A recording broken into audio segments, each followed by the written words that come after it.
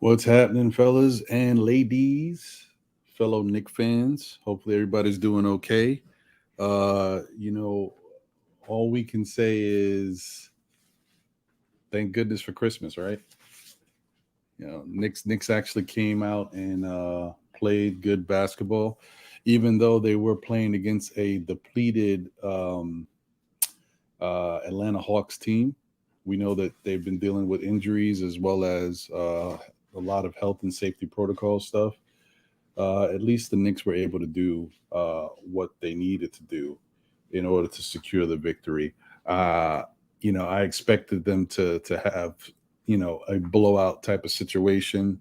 Um, I guess you could say it's a pretty much something of that nature. I mean, it was a convincing win, and they led most of the way. So, kudos to them. Good job by them. Um, we'll get into it. It's definitely there's some positives to take from it from the game, and hopefully the Knicks can build off of it.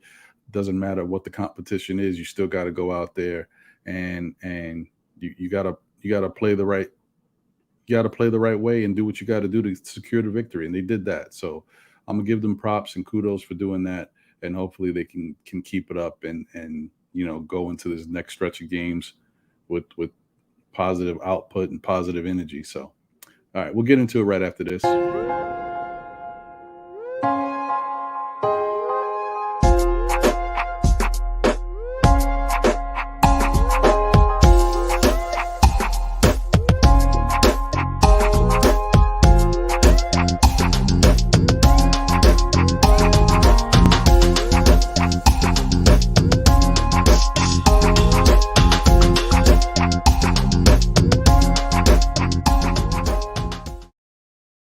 Yes, yes, yes. What's happening? What's happening?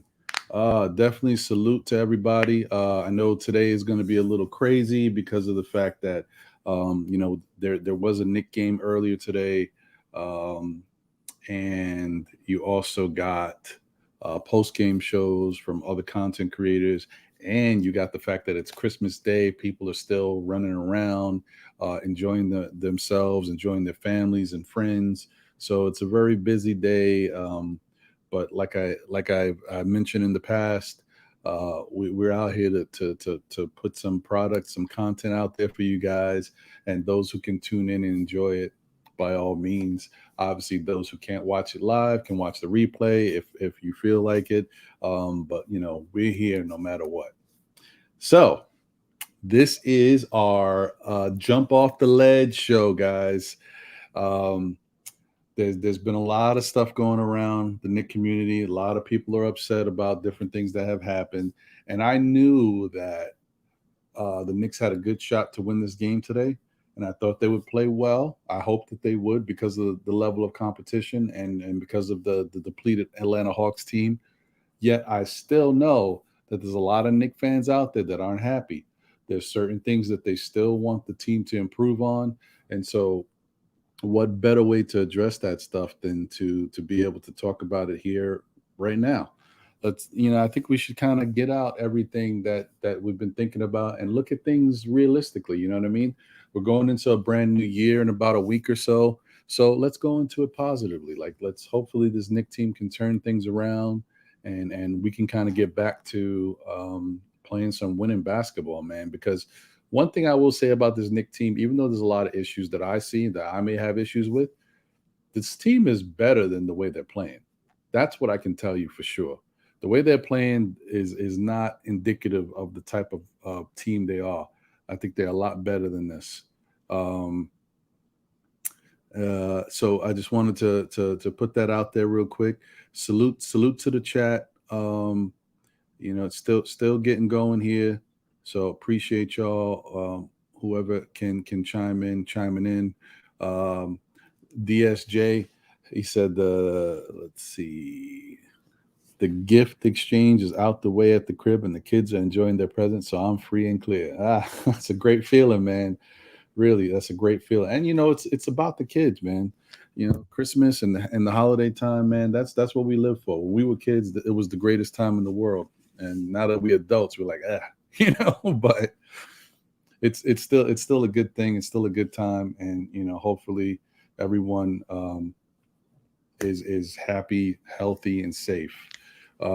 Salute to my man Hard Will. Peace. Hope everything's going good for you and your fam, man. Always appreciate you. My man Staffordon in the building. Salute, salute. Appreciate you, bro. Yeah, man. Oh, and then let me not forget this, because my man did it early. Jay Boogie. He sent his message yesterday when I put this up. So I appreciate you, Jay Boogie. He said, I'll be there well and support my brother. Let's get it done on Christmas Day. Come out gates mad at the Wizards game and give out the universal beatdown. Salute, salute, salute with the 3 capital S. You know how he does. Salute, salute, salute. Definitely. Salute to my man, Jay Boogie, man. I don't know what happened, with the song. I hope it got played somewhere. I mean, I hope it was played in the Garden. I'm not sure. I'm not sure if they did that or what have you.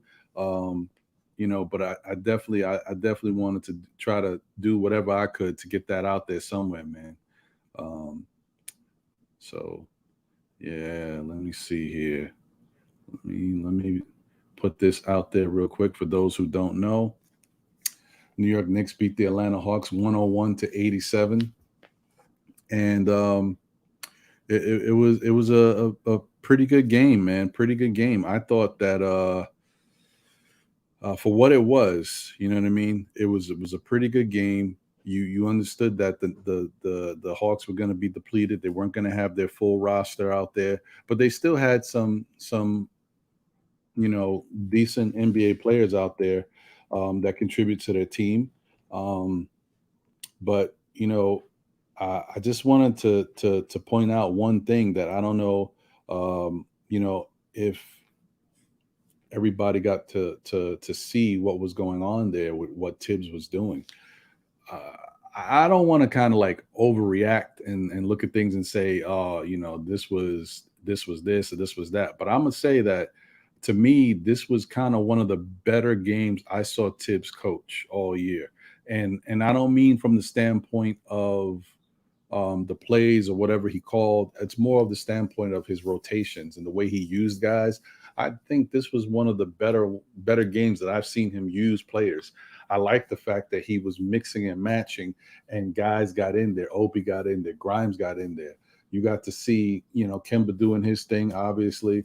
And I like the fact that he even though he was rocking, he gave RJ his minutes. He was rocking with different lineups, but he was taking, like, I was watching to see, even when he made a substitution, who he was taking out. Because I was like, okay, so for whatever example, you got 5 guys on the court, and I'm like, all right, so he switched somebody out. He brought in Burks. Then he switched out other people of the rotation, and Burks was still in there. So I'm like, of course, in my mind, I'm like, this is obvious. The next guy to come in is going to replace Burks.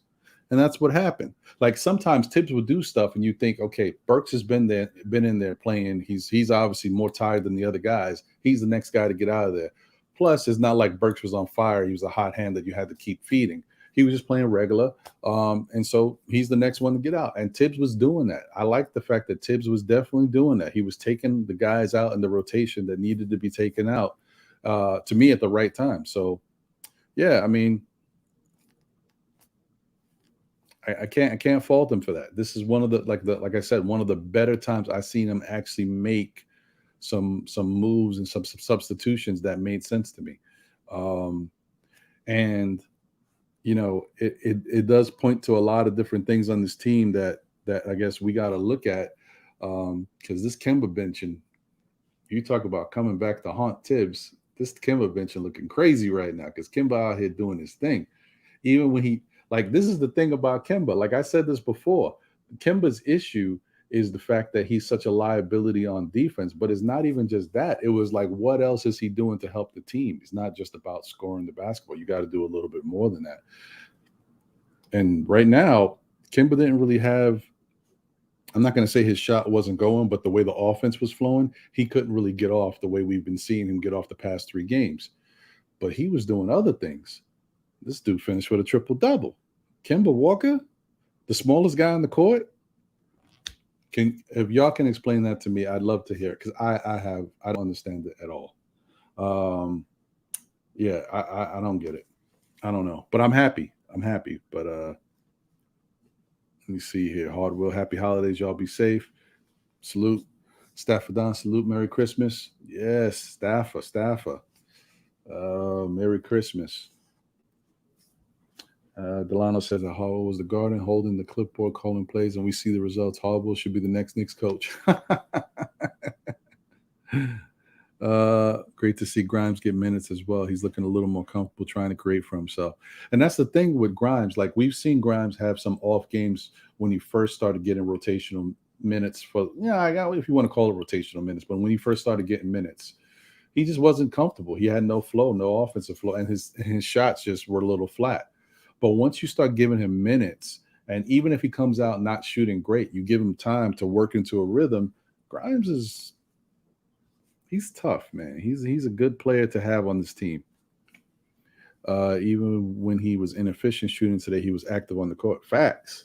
And then you give him enough time out there, then his inefficiency starts to turn to efficiency, and those shots start to get knocked down, man. Yeah, Grimes was definitely a big piece, and I think he was a big piece in the reason why they were able to blow the lead, to expand the lead and get some more points up there to make this more comfortable. Oh, the inefficient comment was regards to Kemba. Oh, I got you. I hear you. Yeah. This is the best I've seen Kemba in a Knick uniform. I'll say that. As far as all around play, obviously the 44-point effort was great. So we saw some really good ball play from him. But today I think was even more impressive. I think today what he did out there was I mean, pretty surprising. So kudos to him. Definitely salute. So I mean, this is the thing that Kemba definitely shot poorly today. DSJ, you right about that. Like, and that's the thing. Like, I want to be able to definitely give people their props when they do things that affect the team in a positive way. And I know people are kind of sick of the whole plus and minus thing. Especially, I think they're more sick of the fact that because usually the plus and minus thing is not in our favor as a Knicks team. If we had better averages of that each game, I think people would care a little bit more about the stat and look to it to kind of use it as a metric system to kind of look at what these Knicks are doing. But the fact that our plus and minuses historically for this team have been pretty bad, I know people get sick of that. But I mean, Kemba had a 19. When's the last time Kemba had a plus 19? I couldn't even tell you. I don't know. I couldn't even tell you. I mean, and this is the most intriguing thing. And like I said, this could have a lot to do with the fact that Atlanta didn't really have a lot of people out there. But I mean, RJ was a plus 12. Julius was a plus 21. That's right. Julius was a plus 21. You heard me say that. Mitchell Robinson was a plus 18. Evan Fournier was a plus 21. And then Kemba was a plus 19. The starters were pluses. And then on the flip side, but you can't look at it like that. I'm not even going to bring up, but the bench players, a lot of them were minuses, but you got to understand who the bench was and how they were playing. So I'm not going to kill them for that. I mean, because you had some Tyler Hall was a minus. Tyler Hall, really? I'm not using that. Matt Mooney was a -5. Obi Toppin was a -7, even though that's not that great for Obi because Obi was playing, he played about 13 minutes, almost 14 minutes. Taj was a -4 and Burks was a -3. So maybe those two you point at and say they could have played a little better, Burks and Taj, but it's okay, man. I'll take it as long as we win the game and other guys are contributing. You're getting what you're getting from the starters. It's all that matters because we know the bench has been pretty good all season. They've carried us, so they'll get back to where they need to be. I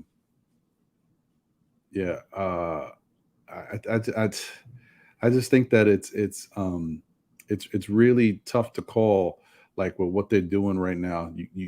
You don't necessarily know what to expect from this team because they're playing, this type of bad competition, if you will. So it's kind of hard to say, what is this team really? We don't know. I still don't know.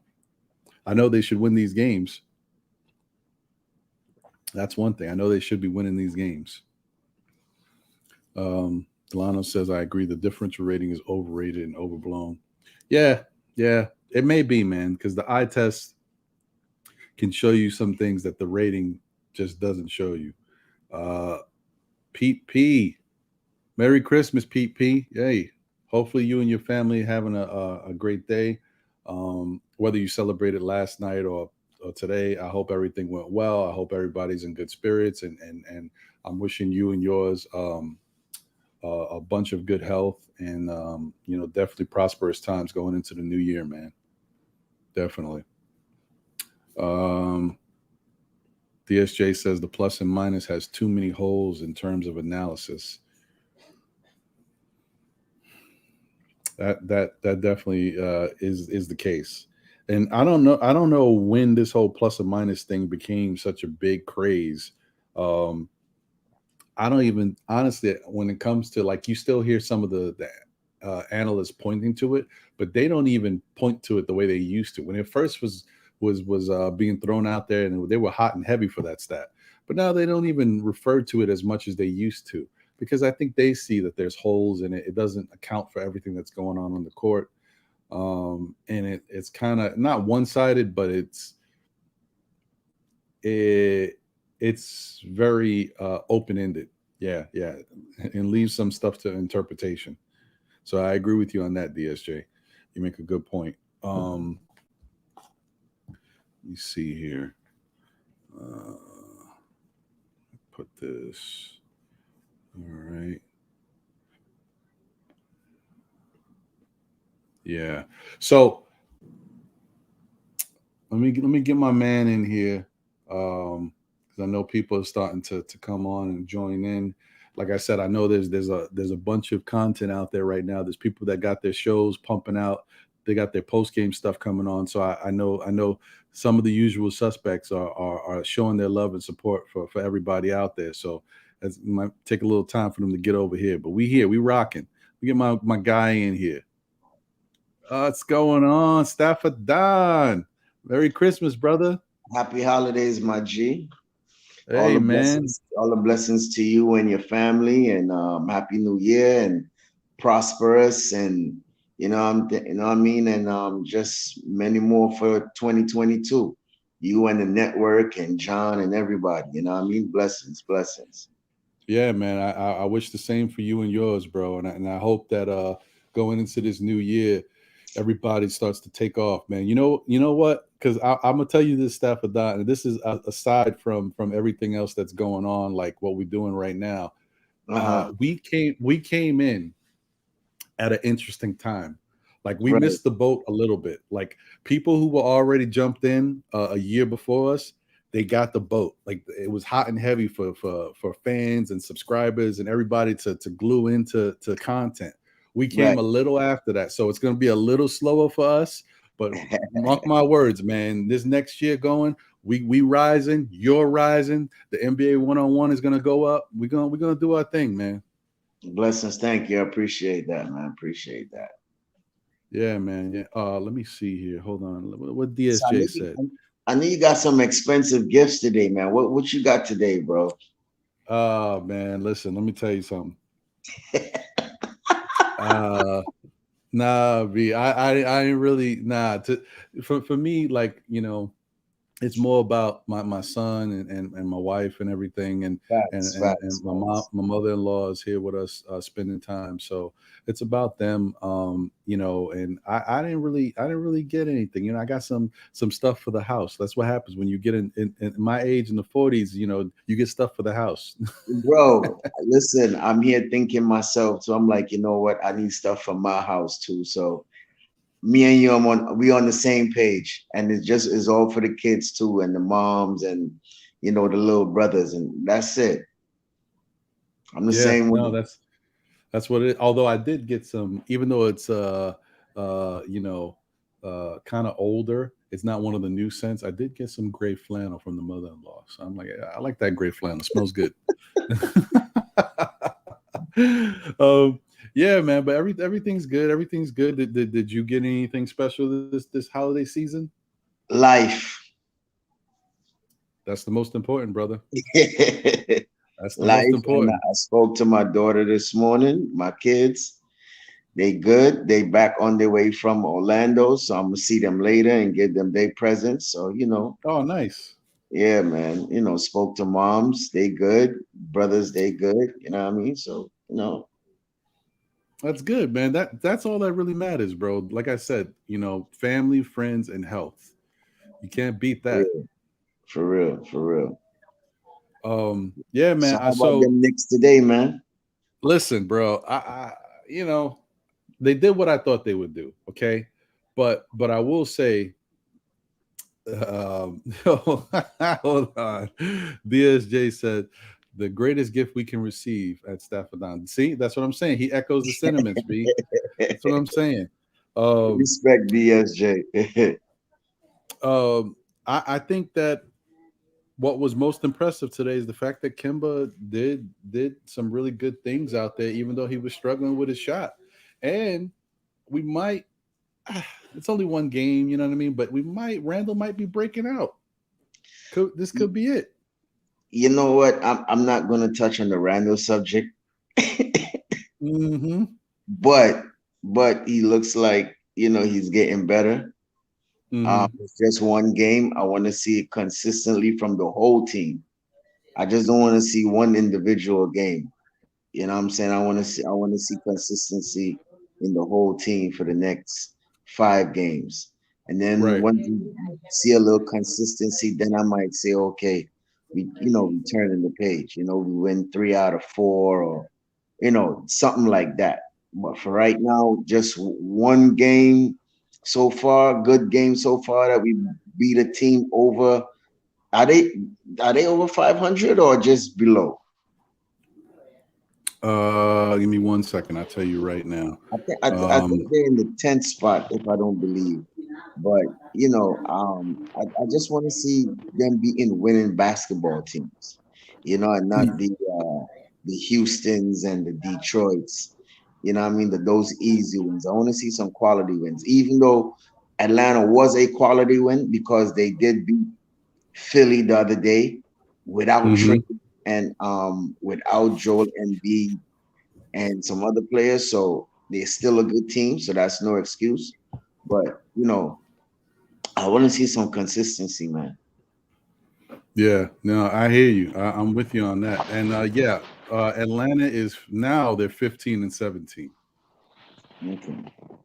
So yeah, they're right there. Kind of Did they right did where the they Knicks are drop at. out the play in standings as yet? Or they still there? They're in 11th right They're now. 11. They're 11 right now. Yeah, and the Knicks are 11. 12. Okay. What's going on, DSJ? How you doing, brother? What's going on? Merry Christmas to you guys. Merry Christmas to everybody in the chat as well. Yes, sir. Happy holiday. Oh, my man, Hewlett Samuel, aka Wadadi. Salute. Happy That's holidays, brother. Antigua. Yeah, Big But up the man. Wadali Antigua posse. Yeah, they definitely in the house. You know what I mean? Um, yeah, I was hoping I was gonna be able to get my man on today, John, but he got a lot going on with the holidays, and his family is deep, so I think they're all together. I don't know if he could really swing it, but I'm gonna see. I'll text him see if I can get him. Ron, you ain't But gotta yeah, make man. excuses. Every time I'm on the show, every time I'm in the panel, John don't ever want to be in the panel. Like, what's going on? Like, did I rub him the wrong way? I Is it think my I, th- takes? I think they should have a debate. Yeah, I think we for whatever reason, man. Every weekend, he's got stuff to do with his son, like with as far as baseball and stuff. Like, but this weekend, I think he free on that. But then there's other things going on. There's always something, man. We can't get together on the weekend, bro. I don't know what it is. Yeah, man. But now, again, please, wish him on our behalf, what I'm saying, the happy holidays and everything. Hope he stays safe as well out there. Facts. Definitely, definitely. And oh man, salute to King Ribby. My dude, what's going on? Yep, Merry Christmas. Stay safe. God bless. All that good stuff. D Ras, what's going on? Salute, salute, salute. Appreciate all y'all, man. I appreciate it, man. I know Big up today is the one of rest, those days. Yeah, I know today's one of them days for family. So I appreciate anybody tuning in, and thank you to Stafford Don and DSJ for chopping it up with me real quick. I appreciate that. But so what did you guys? Oh man, hold on. Every time I try to say something, I gotta salute my peoples, man. Be civilized. What's good? What's good? Big up yourself. Be civilized. What up, B Civ? Yes, sir. Wait, Pete said, would y'all trade Randall to Sacramento for Marvin Hell Bagley no. and Terrence Davis? Hell no. Terrence Davis. Nah, I'm I don't cool know. on I don't know that. too much about Terrence Davis. I'll be honest with you. I'm straight on that trade. As much as we hate Randall, I ain't giving him up for nobody. Who was Bagley? Marvin Come Bagley on, hasn't man. established himself to do anything outside of That's what Duke, I'm so saying, bro. I'm Come on. cool off that. I'm cool too. I mean, Pete, I'll tell you this. Like, what would I if Marvin Bagley was like a free agent and we had a spot, would I pick him up? Yes. But I don't look at Marvin Bagley as an answer too much for us. I look at Marvin Bagley like, okay, if the Knicks want somebody on Sacramento, tell them we'll take Marvin Bagley off their hands too, just to sweeten the pot so we get the Right. trade done. You know what I mean? That's how I look at Marvin Bagley. Right. Trade Randall for Giannis Antetokounmpo. That's the only way. Now we talking something. That's the only trade I'm looking at for real. If we're gonna do anything, it's got to be an upgrade. You know what I Yeah, mean? At it the got to end of be the a day, significant superstar, yo, or something like a sort of it. You know, you just ain't gonna give up our supposedly number one that people don't think is a number one, but we got to get something significant and upgrade better than him if you're gonna trade him. Am I wrong, Ron, or not? No, I agree with you. I think you don't want to just throw somebody like Randall away because Randall will come back to bite you. So if you're gonna make a move like that, it better be for somebody that's worth it. That's what I will say. Like, and yeah, it's got plus, to be a lateral listen, move. and the problem with Randall is he's like a catch-22. I'm telling you, I've been saying it from day one.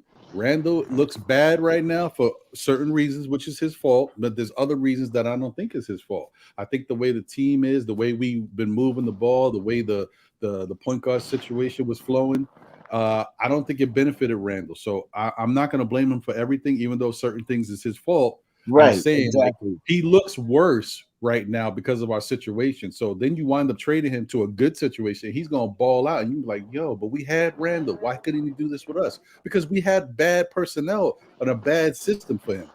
Like that's a problem too. Yeah. See, and Whatever. that's right there, Ron. That's exactly why the first thing I always say is if you're looking to blame somebody, blame the front office. Stop Yep. looking at individuals like the coach. Oh, Tibbs didn't do a good job. Now, Tibbs does DSJ, what. he's part of it too. You got to put a little bit of blame. Is a little bit of blame to go on everybody. I mean, absolutely no. But what I'm saying is, you know how everybody kind of wants to start with one specific spot, right? Like, okay, Right, for right, coaching, right, right, right. like you point your finger at the coach, and the coach is bad, and fire the coach. But we forget to sit there and say, but the front office is the one that brought him in when they had options and in other and they could have looked at somebody else. You know what I mean? Oh, we shouldn't have given Fournier that deal, but the front office is the one that gave him that deal. Right. Oh, we shouldn't have given Mhm. Randall that contract extension, but the front office is the one that gave him that extension. You see what Right, I'm saying? And I right. think that's where, for me, Facts. like I always say, I try people, again, to bring people into that perspective. Like before we sit here and start picking on individuals that what I'm saying, because that's where they go to. Okay, it's the play on the floor, or it's the coaching staff, or it's the coach's offensive schemes. But the primary focus should always be the person that brings the stuff in. You know Right. what I Right. mean?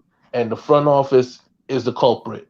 So, that's why I always say, what I'm saying, under those circumstances, as much as we, what I'm saying, again, have to deal with inefficiencies or, what I'm saying, things of that nature, we have to address the front office and let them know, hey, this is where you failed.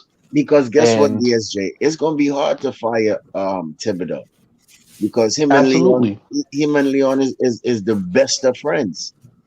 And to fire him after a successful season and even being the coach of the year, I know that doesn't say anything because of Dwayne Casey, but I think their relationship is kind of different. You understand what I'm saying, Ron? If you get me, Yeah, ESJ, yeah. Yeah, their Mm-hmm. relation absolutely. kind of different. So it got to be on a downward spiral, like real bad. You know what I mean? For them to say, all right, Thibodeau is not the coach. Yeah, that's the thing. Like, you know, the thing that we are always going to have an issue with is how certain guys play on the court. But I would say, like, don't just look at how they play, look at the effort, right? Because the effort is something that no matter what's going on, if you ain't showing effort, then that is something that's directly going to affect the rest of the team. And I don't know if you guys, did you catch? I didn't catch the whole thing. I just saw that little snippet part of it. Did y'all catch what Obi said about when they interviewed him? I think it was from the last game, about when he said when he was recovering on the protocol, which kind of is another thing that says that the thing with this whole health and safety protocol is we don't know if people actually got it or if they were just exposed and they just got to go through the motions. But it sounds like Obi had it, because he said he was in the bed resting the whole time just watching. And what he said was what he watched out there is that he could see that the guys were playing without energy. Yeah, I read And that that, too. Yeah. I yeah, read that. so, and that's the thing, like, you know, when you go out there and play in a way that shows that you know you're not putting your all out there, certain things are going to happen that are not positive for the team. So I like the fact that they're definitely playing with energy now. And I'm not going to say that's all because Obi and the young guys came back. That definitely is going to happen. But I think with Kimba getting back into the starting lineup, I think it's giving them a Yes, boost. I Yeah. agree 100%. I think that benching for the 10 games made him realize that he has to play better. He has to make a better effort on defense and try to fight over them screens and just attack, because that's he's not going to be the best on the defensive end, but to attack the rim and get Hmm. people involved, I think that's where he's going to flourish, and that's what's going to keep him on the starting rotation. Yeah, I agree with that. You know, I was looking at when I was on Twitter earlier, you know, someone said that you know, Kimba should be thanking Tibbs for allowing him to see what he wasn't doing and correcting it so he can go back out there and start playing ball. Hey, you know, that's a different way of looking at it, because we were all True, looking true. at like I agree Tibbs with is that too. benching, right? Because we were looking at it like Tibbs is benching Kimba, and Kimba's out here playing now. You know, Tibbs made the wrong call. No, maybe Tibbs made the right call. Maybe Tibbs benching him. Kimba said, "Oh, you know what? I can't believe this guy's benching me. We're not even winning games, and he still got me on the bench. Maybe, you know what? I'm gonna go out there and show him that he made a mistake." But that's what Tibbs wants. Tibbs wants you to go out there and play the way you should be playing. and If you want to prove him use wrong. him, yeah, exactly. Prove him wrong. But that's what he wants out of his players. He wants the best out of them. And whatever you got to use to fuel that fire to get you going, whatever. Tibbs don't mind being the GOAT. Like, you can call him the person that made the mistake. He'll take it if the basketball that's being played is better. Yeah, Yeah, he's So because they got to say that the ball movement is a lot more improved. And this game was one of those catalysts to that. You know what I'm saying? yeah, As 20 much plus as assists. he was able to, and see, even with like the other game, right, with the game against Washington where he had 8 assists, right? The culmination of those happened more in the first half than in the second half, because in the second half it became more of a Kemba show.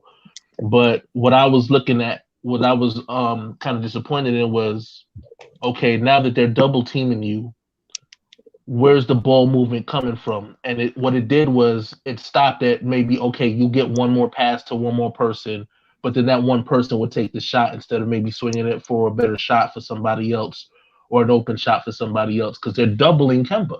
So Right. somebody's open. You know what I mean? And I think that game got away from us because we didn't capitalize on those moments. Yeah, we That didn't one three make that he hit, shots. even though it was even though he was double teamed and he knocked it down, that was great for us in regards to closing that gap. but there were at least 2-3 more plays where he's doubled, and the offensive scheme was so close to where nobody was able to get a clean shot. So now you're forcing a shot.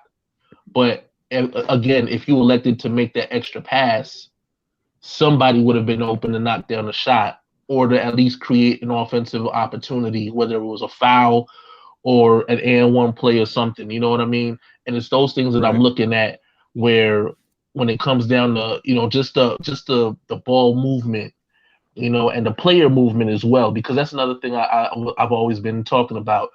It's one thing to move the ball around, but when you're just kind of standing there almost like, a set play is being ran, then it gives the defenses an opportunity to see exactly what they're prepping for. So with no movement, then all you're doing is swinging the ball around and hoping that you can get an open shot because everybody's just recovering. But I'm already on you, so where's the recovery to come from? You know what I mean? Right. So at the end of the day, what I enjoyed, especially from this game, is that everybody was moving even without the ball.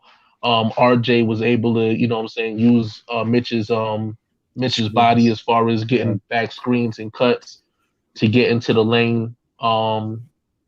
For that floater action that he had in the second half. Randall able to use his body to create space and opportunity for Kemba and Fournier to get their shots off and stuff. And a lot of those shots were open. Also with Grimes, him doing the same thing to get Grimes open looks.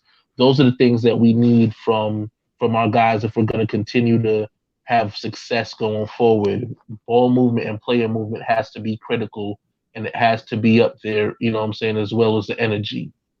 And if you notice, if you notice, Randall was just taking a shot without even thinking, Yeah, it was free. It was free flowing in the game. Yeah, because I feel too, having the ball out of his hands, I think freed up his mind a lot of it too, because you don't have to think about bringing up the ball to create for others, trying to set up. So once Kemba has the ball, he'll be able to run in his spots, set screens, do what he got to do, even play make a little bit. You understand what I'm saying? So he was just playing free today, and I like that. But I still want to see a more consistency out of him. Even though that's my boy, and I defend him a lot, but I still need to see a little more. No, I agree with you. And hold on one second. Let me get my man in here. I ain't Uncle Freezy. I don't got no some hot fire intro, more fire, rhythm beats. I don't got it for my man. But you know what? Let me get them all up in here. But I don't got nothing for you. I'm sorry, bro. Here, I got you. I got you right here. Here you go. There you go. A little Frankie Cutlass. What's going on, fellas? What's going on? Blessed Merry Day to you, John, and the family. Oh man, Merry Christmas, man. Happy holidays. Hey, what's going on, Ron, Stafford, Don, Delano Steele? What's going on, my brothers? How are you? Going on? How you feeling? I'm glad you in here because I was feeling like I might have offended you or something with one of my takes. Every time I'm on the panel, you're not on the panel. No, and I was like, is it me? Is it me? Never. I thought y'all was going to throw beef hands. I thought y'all was going to throw hands. You know what I'm saying? Debate for debate. Never that. Nah, man. I appreciate everyone's opinions, man. It's just I'm a busy man. I got a lot of things going on at home, a lot of children, and they're all super young. So just trying to take care of stuff at home and stuff. I was definitely trying to get on today, Ron. I know I missed the subtle judge the timing of it. So no, it's cool. I'm here now. That was a good game, by the way. It was a good game. It was a good game. Yeah, it was a good game. What'd you think about how they played? I like the way they moved the offense. It seemed like they played in better rhythm, the faster pace. I enjoyed seeing that. Quicker decisions. There was still some fumbling going on from time to time, but for the most part, I enjoyed watching their offense today. If they bring that sort of energy every day, every game, I think we'll be in a better place. But again, it's kind of trial and error at this point. We don't know necessarily where we're going to get game to game. You know. Yeah. So, Yeah, that's what I was saying. We need consistency. You know what I mean? right. So, and Julius and Kimber said it in the post game too. You know, consistency is the key. Once they bring out that energy, you know what I mean, and the team follows, you know, you never know where this team could go. And you know, it's probably not the best team win today, but we could play a lot better and get a great team win the other game. You know what I mean? So, you know, that's how I Right. look at it. Hey man, salute to the Yeah. panel. Salute to the chat, man. Giving me much love. Appreciate y'all. Appreciate y'all. Yeah, man. Listen, you deserve that, bro. You are one of the guys who calls it as you see it. And plus they've been starved to see you, man. I've been on this weekend flow by myself, man. They're like, yo, where John at? I'm like, yo, I don't know where he at. I'm just here holding it down. Well, I ain't good enough. I'm chopped meat. They like, yo, man, we want to see John. But when you're doing as a duo, you can't split up a duo. You know what I'm saying? You're gonna have to answer some questions. So It's tough, man. I'm telling you, man. I mean, it's like, you know, life happens and you got to get going and, you know, stay busy. So it gets difficult. And Ron, you hold it down really well, man. I appreciate you, man. No, listen, man. I'm just trying, bro. I just want to keep this thing going, keep plugging away and putting out content for y'all. But Right. being that we do have you know, a nice little foursome here, you know, the name of this show today is Jump Off the Ledge. All right. So this is tell them Hey. why you mad, son. Tell them why you mad. So for whatever you've seen from this Knick team so far this season, you've seen some good, you've seen some bad, you've seen more good recently in recent times, but there's certain underlying issues that are still there. Maybe something that you look at and you say, this is not rocking. I don't like what I'm seeing here. So Right. whatever that is, now's the time to put that out there. Let's address it. Let's get that negative energy out there. You know, whatever you thinking, if there's something on this team that you're not happy with that's still happening, put it out there. Let's get it out. Let's talk about it. This is therapy right now. I don't got a couch right here, but y'all, you know, listen, I'm just sitting back and listen. Don't worry about it. I'm here. So I'm gonna start because you know I know how it is when you try to get people to open up. They don't want to open up. Well, listen. Yeah. Hey, Ron, drop that link again. Drop that link again. So look, I'm if shy. folks want to jump on in, they could jump on in because there are a lot of folks throughout the week that have been, you know, like really, really like disputing whether or not they want Tibbs to still be here, whether they, you know, they want our veteran players to be here, so on and so forth. Like, this is your time, man. Come on out. Speak For your real. piece. I mean, People know my stance, and I'm gonna say it again too. So go ahead, Ron. right. It's always easier for folks to like chime in when you're losing, right? When you're Right. losing games. Like if we came on after that Boston game, we would have had like probably 10 people on right now. But we come on after a Knicks win, and now things get a little bit quiet. So I'm interested to see if people still have the same take. Yeah, so definitely listen. And for those of y'all that may be in the chat that never show your face or never want to come on, look, feel free. You can come on and say a couple words. Tell us why you mad and then bounce if you want. I don't care. It's cool. But so for me, my whole thing that I've been saying, and it's more than one thing. It's like three things, I guess. One is I want the young guys to play. We're starting to see that more now, which I'm happy. So that concern is starting to diminish a little bit. But you know, I just want that to keep going because Tibbs might switch up on any moment. We never know with Tibbs. I want the young guys to get some burn. I want ball movement. Okay, so I want them to pass the ball, which today is the first time I've seen an example of that in a long time. That they was really trying to move the ball. Yeah, so that was good. And three, I want Tibbs to be able to pull guys out who are not given the defensive effort quicker. You know, stop staying with your starters and staying with guys thinking that they're going to snap out of it. If you're not seeing the effort you want, yank them quick and get somebody else in there to stop the bleeding. Then if you want to go back to them later, go back to them later. But don't leave them in there and go down 15. Then you're like, I got to get you out of here. It's too late by then. Those are my three biggest gripes because all the other stuff can work itself out. If they have ball movement, playing the young guys, and guys out there showing effort, good things are going to happen. Even if you're not playing, look at what Kemba did today. He wasn't shooting that great. Still finished with a triple-double. Come on, what this dude's a small guy. Like 3 for 19 or 3 for 11 or something like that. Yeah, exactly. So I want to see that. Those are my 3 things. So being that Stafford, I think Stafford's ready. Why don't you go next, Stafford? Or whatever it is you thinking that bothers you about this team right now that they haven't really fixed. Well, my number one thing is stop blaming Randall for everything. That's just one of my main focuses. Just he can't blame for everything, yo. I mean, come on. That's just one of my main pet peeves. And I want to see Grimes and McBride get a little more burn. I think they could be consistent players and rotation players for this team going into the future. And then third, I think the rotation today was a little better. Tibbs' rotation was a little better.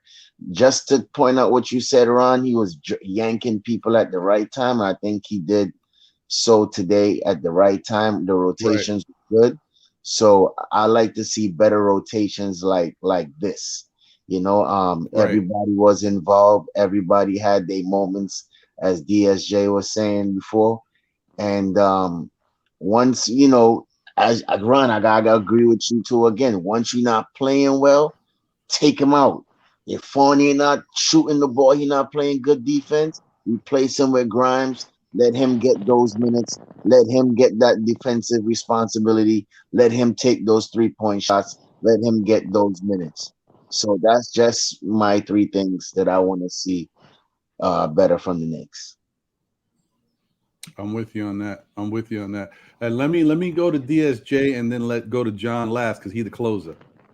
Okay, I got you. All right. Well, the first thing I want to go to is offensive schemes. There's nothing more frustrating as a fan / I guess if you want to consider us analysts / students of the game. There's nothing more frustrating than watching predictability in your offense. I know exactly what you're going to run from my living room. So I'm pretty sure that a coaching staff of the opposing team whose job is to make sure they know how to counter everything you do on the offensive end is being ran to the point where it's like, I already know. I don't even have to work that hard on defense because I know where the ball is going to go.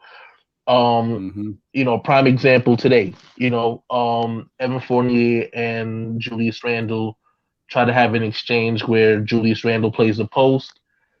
Evan Fournier tries to throw the ball into him. But the offensive set was so close together, it ended up into a turnover, and I believe it was a basket on the other end. Yeah, I think it's that level of predictability, like that's got to change, right? I'll give a prime example of how to run a play under those circumstances. Fournier and Kemba have this one thing where Kemba could drive going into the lane on a curl, and Fournier will be on the baseline, and he'll kick it to Fournier on the baseline. Fournier will also drive inside and give Kemba an open baseline jumper, right? That play was running. They ran that play in Boston to a 44% efficiency rating. And I'm looking at not only can you do that there, right? You could do that here. But another thing you could do is run it with other players. Maybe RJ Barrett can get his offense going if you run that same play with him, right? So that's one of my biggest problems I have is the offensive sets. Second thing is specific to Fournier, because after these, prior to these, 4 games, the energy and everybody had it, had that issue, but it really kind of just stood out when the second highest paid player has this level of nonchalant, activity and energy on the floor to where it's like, okay, look, how are we going to get guys going? How are we going to set the example or even set the culture if the guys that we're, supposed to be depending on don't even give us what we need in order to be successful, right? Randall is a culprit of it. At times, RJ's a culprit of it. Mitch has been a culprit of it. I think I excuse Mitch a little bit more because of the fact that it was due to the injury and trying to get his body right. You know what I'm saying? He's very lethargic. But again, he's trying to get himself back right. So you at least have that built-in excuse. Now, will I continue that excuse going forward? Absolutely not, because there are too many games now that you're showing that level of energy being at a higher level.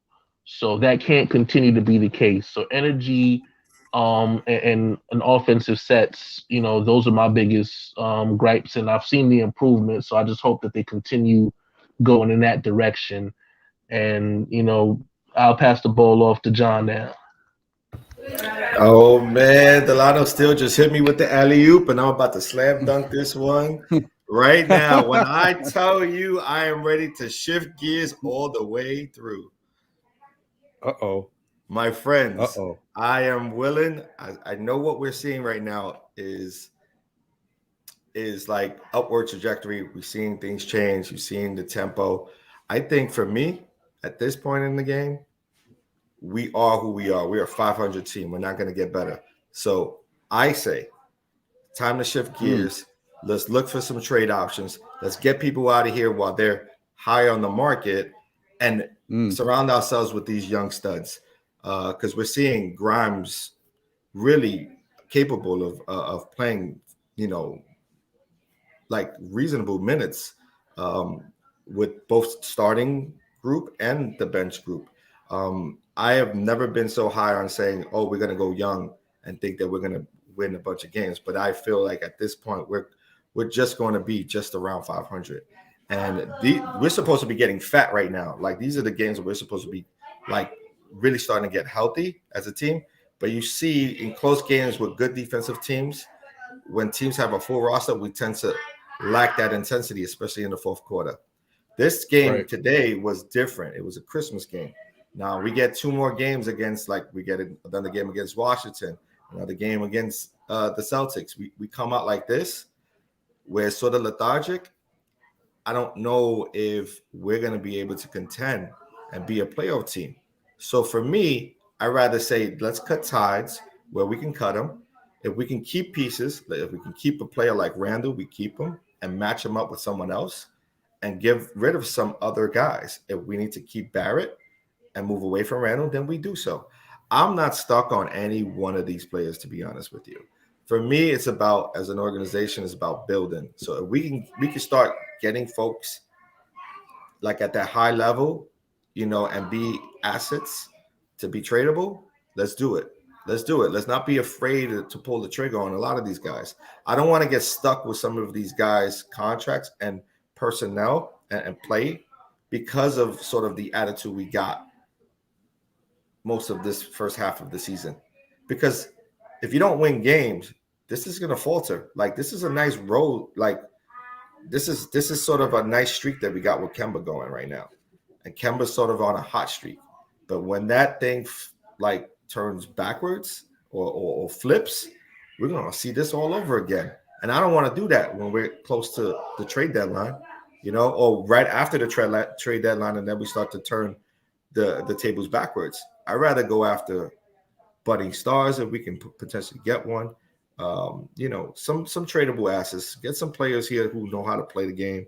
And that's where I'm at with it. If we stay where we're at, then I'm cool with it. I'm fine. I'm going to be a Knicks fan regardless. But I said we got to shift gears. We got to go and get some people here and trade away some assets while they're on the upward rather than the downward. So, Ron, let me ask you John, let me ask you a quick question. The players that you said on an upward trajectory that you want to trade, who are those players, if you don't mind asking? Well, yeah, I mean, now Kemba's looking really nice, right? So there's going to be some people calling for Kemba. You could assume with the way he's been playing recently. You look at Randall, there's always going to be a need for a player like Randall. There's always going to be a need for a young player like Barrett. There's always going to be a need for a player like Burks, who is an intangible type of player who can play different skills, has different skill sets. There's always going to be a need for a lot of the players that we have, like Quickly, like Toppin, depending on who's asking. So I'm saying let's not be afraid to move on from certain key players just because they're our guys. You know what I mean?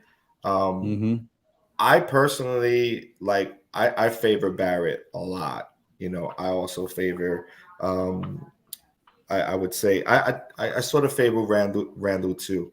But at this point in time, I'm not afraid to move on. If the front office wants to get comparable players, maybe, you know, let's say a Ben Simmons, for instance, or a player that's you have brought him up, Ron. There was a player that you have brought up in a conversation that we had. I can't recall his name. Sacramento Kings. Oh, that's DSJ's guy, Harrison Barnes. The Harrison Barnes, like or a couple, maybe one of their point guards, whether it's a De'Aaron Fox or a what's the young kid? Halliburton. Mitchell or Halliburton. No. Yeah. Are you talking about or the third string guy?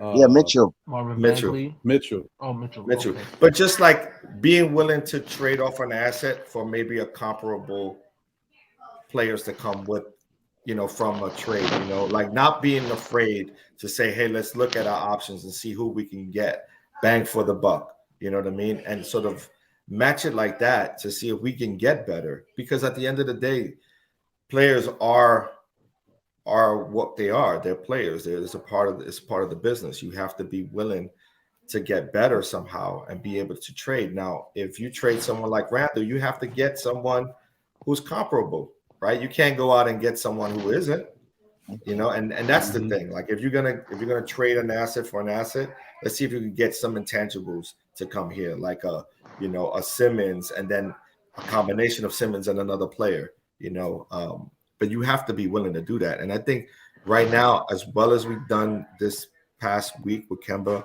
sort of on a high streak, I think it's time for us to look at those options and not be afraid to pull the trigger. So everybody's on the trading block for you, in your opinion? Absolutely. Okay. Absolutely. Okay. I mean that. Well, I mean, I don't mind that. I think the biggest thing is, of course, you know, for one, I think well, let me ask this question first. Do you think the problem is, and I've said this kind of as my specific quote, that the gift was probably the curse last year, like based off of everything that we were able to do. Now we brought everybody back, you know, basically off the premise that, you know, the season that we had was not a fluke, and we wanted to establish a culture by, you know, bringing in guys and kind of cementing roster spots and, you know what I'm saying, roles on the team. Do you think that maybe that was the opportunity to upgrade? For instance, everybody is disappointed in Nerlens Noel this season because of the injury and some of the lack of playing. But I'm looking at, okay, well, the answer to that could have been maybe Richaun Holmes of Sacramento, who was also available in free agency. Now he's re-signed with Sacramento, but maybe that was an opportunity for us to look at, okay, well, he can upgrade the offensive aspect of the game because Nerlens Noel is more of a defensive rim protection kind of guy, and anything that you get offensively from him is a bonus. So is it possible that maybe we should have looked at, okay, well, let's upgrade from that position instead of just let's solidify ourselves with getting guys that fit the culture that we're trying to establish? Let me answer that real quick. Well, a part of it. I like Holmes, but I think he wanted 100 million, bro.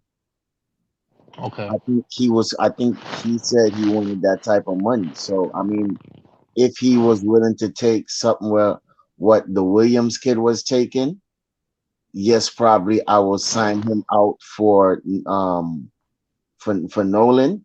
But he was talking about he wanted 100 mil. So I don't think I will have to decline on that one. Yeah, like I said, it doesn't have to be that player, but just the specific of, you know, the option of, instead of building with the guys that we had last season, maybe looking elsewhere in regards to, because it could have been like even what's the guy that just left Sacramento? He was often injured, but he was a center, played out of Duke, played before, he was there before Bagley was there. And he played for Portland, but he's on a team-friendly contract, and you know what I'm saying? Man, you're talking about the guy. I think you're talking about the guy I'm always pointing to. From Duke? He's the post player? Yeah. Shoot, I always forget his name. I'm always asking John about his name. I always forget his name, man. Damn it. Wish I. It's definitely not coming to mind to me. I'm trying to figure out myself too. Here's the thing, though. Regardless of what we could have done in the past, and by chance, Leon Rose, they made the decision. The front office made a decision to go in this direction, and we did. But moving forward, like, we shouldn't be afraid as an organization to move on from players. In my opinion, like, if a guy's a good chemistry guy, then you try to keep him as much as you can. But if you can get, some good players here for 1 or 2 players, why not take a crack at it? And nothing's there. There's no saying that, if you bring a few guys that it's all going to gel. That's not really what I'm saying. What I'm saying is, like, hey, if you have an opportunity to get a good budding star to come here and play in New York, might as well shift gears and go in that direction. When you look at our base, right? I mean, Randall right now is maybe at a 3 to 4 year sort of window. Some would say even 5-year window to try to make it. If you can get younger, let's get a little younger, and that way we have more time to develop. And we may not make the playoffs, but at least we know which direction we're heading. But right now, I'm sorry, Steph. But I just want to say real quick. Right now, where we're at is kind of right. We're trying to figure things out, and if we're gonna be balanced at 500, we're probably not gonna make the playoffs. And we're gonna get stuck with some of these contracts, and then we're gonna get stuck with some of these attitudes, and everything that goes along with it. And that's what I'm afraid of, about shifting the culture backwards and where we have it right now. Right now is in a good place, so let's keep it in a good place. You know what I mean? But that's just an opinion. Yeah, but what I was about to say, it isn't half of the team young and half of the team old. So I mean, what I'm asking you is, do you want to just go straight under 25? Everybody under 25? That's what you're saying?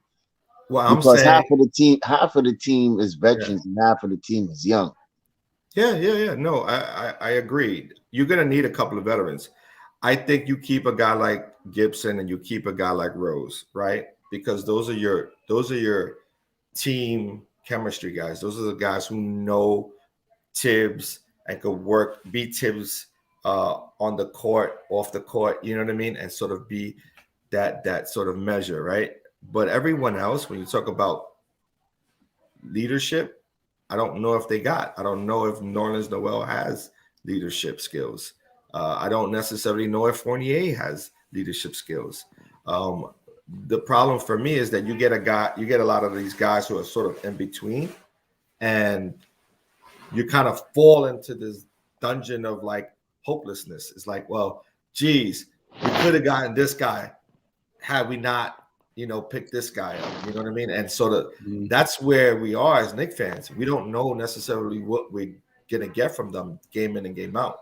So I say, let's shift gears. If we can move a couple of those pieces to get a young star or a couple of, potential prospects coming our way, let's do it. I don't mind packaging a Burks, Fournier, and Noel, or Burks, Fournier, that's and easy. Mitch. Right, That's but you got to easy. package that and be willing to lose 3 players for 1. You get what I'm saying? Like, that's the thing. People want to get everybody. They want to get the best player for those guys. You're not going to get the best players for those guys. Right. This is not going to happen. You know what I mean? You may get a guy who's a shooter, maybe a Buddy Hield for 1 or 2 of those players. possibly. You know what I mean? But like for me, I'm willing to go a different direction. You know what I mean? And not like hold true to every player that we have. Let's start making some moves. Let's start making some noise during the trade line, because right now I'm not hearing nothing when it comes to the Knicks. Not even in the rumor mill. You were barely hearing anything. So you wanna you wanna blow everything up, basically. Okay. Go ahead, Ron.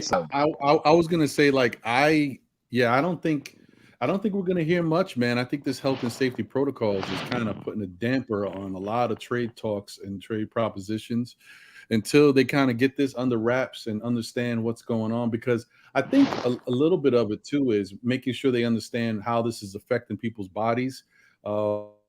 Because right now, so far, it looks like the players are coming back from it and they seem to be playing the way they were playing before. But I think they're just trying to be mindful of everything and see how this is affecting people, you know, not long term, but more like longer term than just a couple days after. I think they're trying to see like what you're getting from these players before they say, oh, you know, I wouldn't mind getting this player in the trade. I don't know, but they're definitely they're being cautious. And I think the player you were talking about, if I'm not mistaken, Delano, is it Jahlil Okafor? No. I can't remember his name now.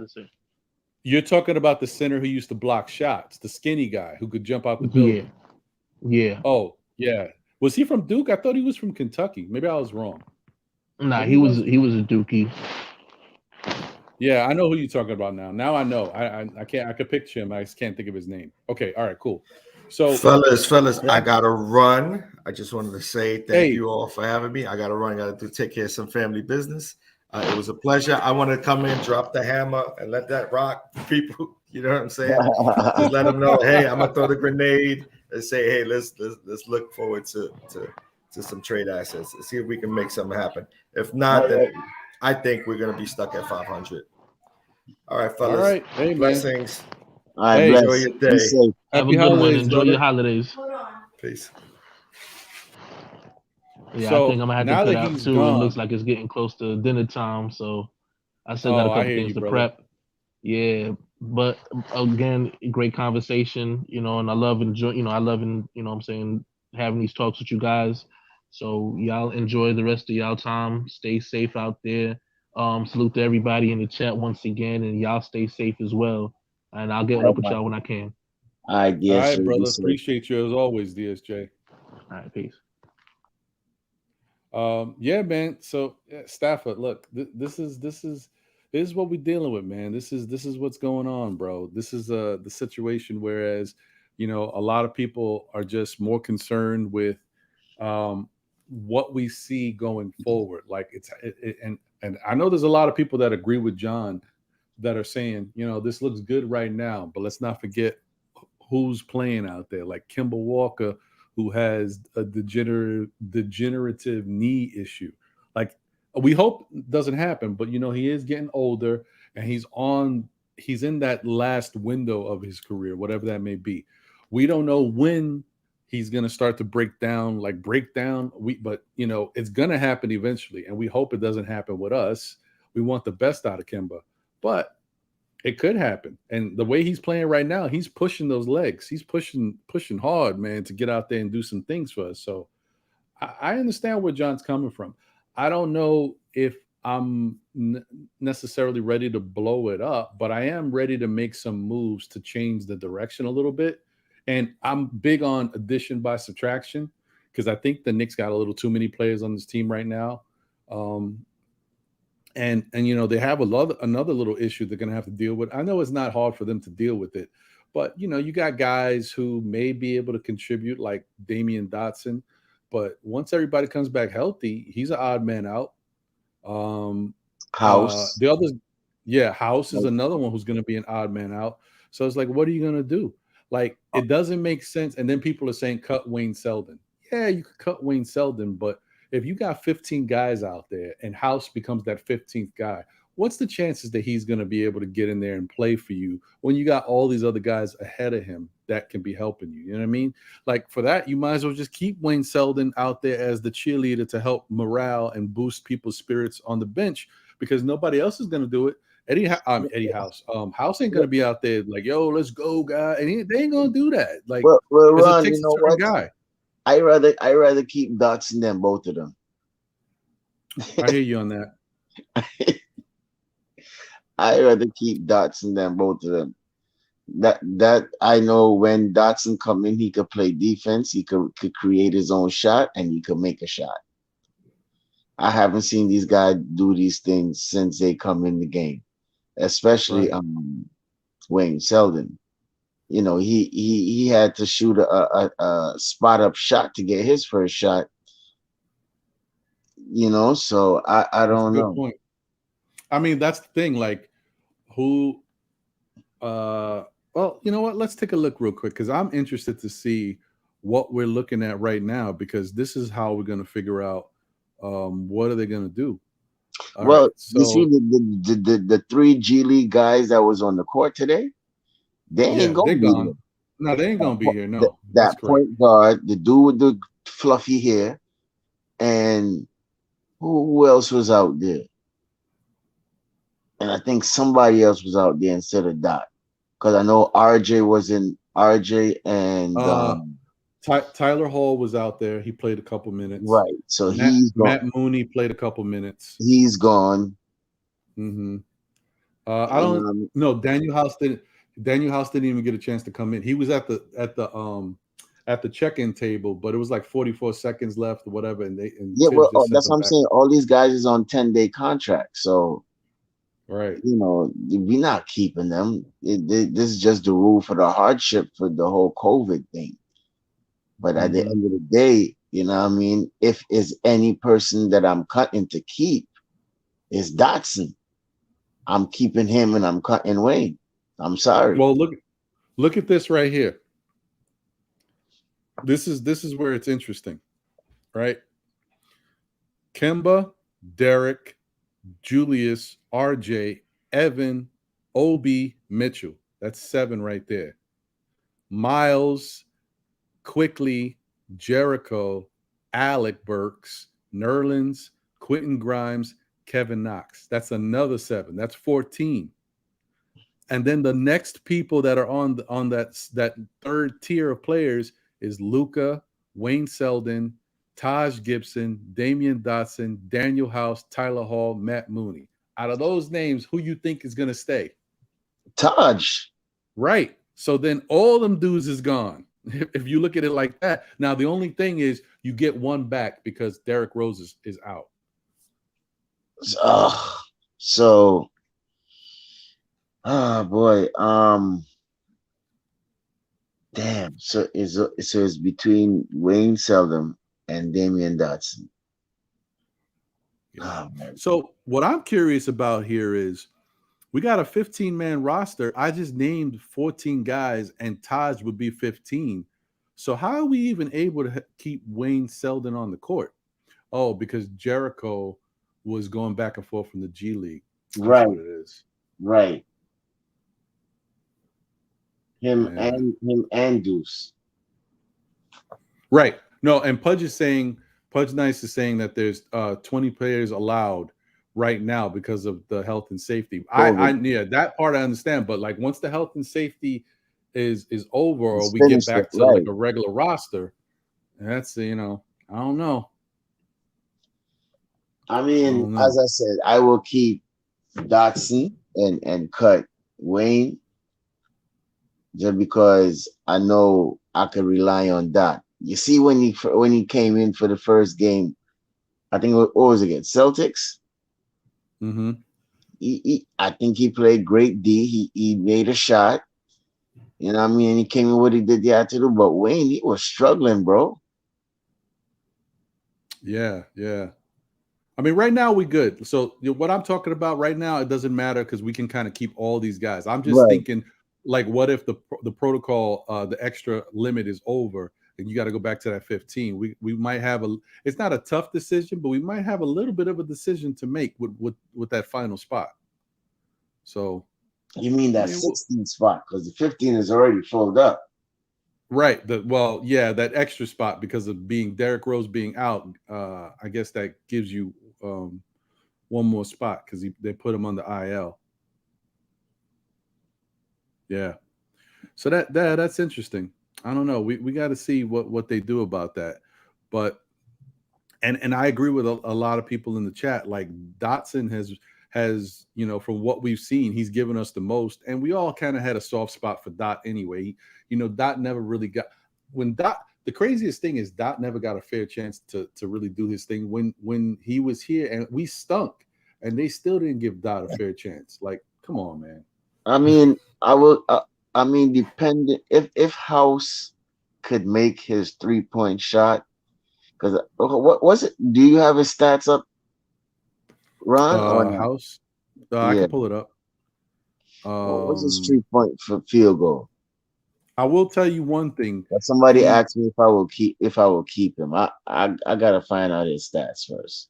I will tell you that Daniel House is kind of. I mean, he can shoot it, but to me, he's a little inconsistent. That's what I'm saying. I know he can play good defense, but I don't know. I think Dotson got him by the edge, man. Yeah, I wouldn't keep House. I wouldn't keep him. Like right now, he shoots 33% from the field, and he shoots 28% from the three. Oh no! I mean, wait, well, hold on, because I look at that, and I'm like, yeah, that's not good, right? But here's the thing: this is what's going on with him recently. Now, maybe it's the situation he's in, because basketball is funky. Players go up and down. Their situation doesn't look good. It affects their play. For his career, he's a 42% shooter from the field and 36% from the 3-point line for his career. So he's probably a better shooter than what he's showing. Yeah. 3 points better. Well, no. From 3, he's 28 right now, and career 36. That's 8. Oh, okay. That's 8. Okay. Yeah. So.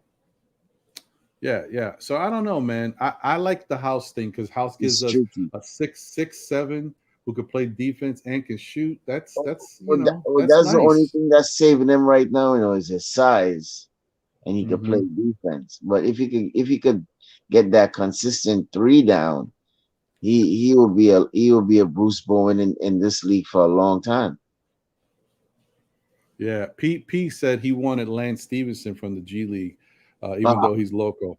I thought it was kind of crazy. I didn't know the Hawks had Lance Stevenson. Seeing him out there was kind of funky. I don't know. What you think about Joe Johnson too? I don't know, man. Joe Johnson to me is he. I don't think he can kind of hold it together for NBA games on an ongoing basis. Like he might be able to give you something nice in a spurt here and there, but you like certain teams maybe they just need that once in a blue from a guy to come off the bench and give him a little something. But for the Knicks, I think we were searching for answers. So we would have needed him to be a bigger part of what we had going on, and he's not the answer for us. I don't think. Like I can't see him, and I like the whole Lance Stevenson thing too. I thought maybe he might be someone we could use because of his grittiness on defense. Right. And yeah, he is a little crazy, a little loco, but I thought we might be able to use some of that intensity, man, to get us back to playing that hard-nosed defense. But I don't know. Like I'm still gonna. I don't want them to bring somebody in here that's a head case. You know what I mean? Because when things are going good for Lance, he's great. But when things ain't going good, he wilds out. So we don't need that. True, for real. Because we're trying to build a certain culture around here. So you gotta make sure and get the right players with the right attitude. That's right. Pete, a lot of energy. Pete said he looked at House and his defense numbers much better than Dot. Yeah, no, House can play, and that's why like he's more than like some people look at him like I've seen other people talk about him like, oh, he's just here for this 10-day because we need him. But like House is somebody you should as a team, depending on what you got going on, and for the Knicks who have poor wing defense, House is somebody the Knicks should think about keeping. So I don't know, man. I don't know. I wish Knox played better defense, because if Knox played better defense, we wouldn't even be talking about this. Knox would just have that thing shut down. For real. And For real. look at it. Did Knox play the game against the Celtics? Oh no, he was No, still on no, the he didn't. health Nah, and he safety. wasn't. He was in street clothes today too. Yeah. And I know they're But waiting for him. I this think is the he's got to thing, go another man. one. Where is Thibodeau gonna find minutes for all these guys, yo? If we had a choice Well, to play all these guys, right? Hear me out. If we had a choice to mhm. play all these guys, do we fit them in the game all the time, or is it gonna have to be like we play them every other game? And I know that's a kind of up and down question, but what do you Nah, think? I understand what you're saying, man. I don't know. Well, one thing, that third tier of guys that I mentioned to you earlier, we don't Uh-huh. really got to worry about playing them. They No, on the team right right, now. right. I'm talking about Yeah, like the first 14 that you just mentioned. right. I don't know, bro. That is the problem, because as you can see, today looked really nice. Let me go back to it. Let me see if I can get it Yeah, because if back. you looked at But it, he mixed up. He mixed everything up, yo. yeah, he did. And everybody got a little burn in there, and they contributed, like they helped. Like, I want to see more of that. I just don't know how willing Tibbs is going to be to do that, because you know how he gets crazy with his rotation. So I'm hoping he continues to do it, because I think it helped today. I think that gave us a little bit of a shot to be able to win this game, because you know today we couldn't complain too much about poor defense. I mean, the defense wasn't great all the time, but at least the fact that he switched it up enough allowed other players to go in there and kind of help us out. So it wasn't as bad. Like, you had better defensive options out there at any Right. given time. Yeah, that was key. Here we go. Let's see the box score. And I All think right. if Bruce was out there too, you know, Burks could have played off ball also too, or even him could have played off ball also too. You know, both of them All right. could have brought up the ball. So it Even looks like he played 11 guys today. But in fairness, Tyler Hall and Matt Mooney played 2 minutes, so they don't count.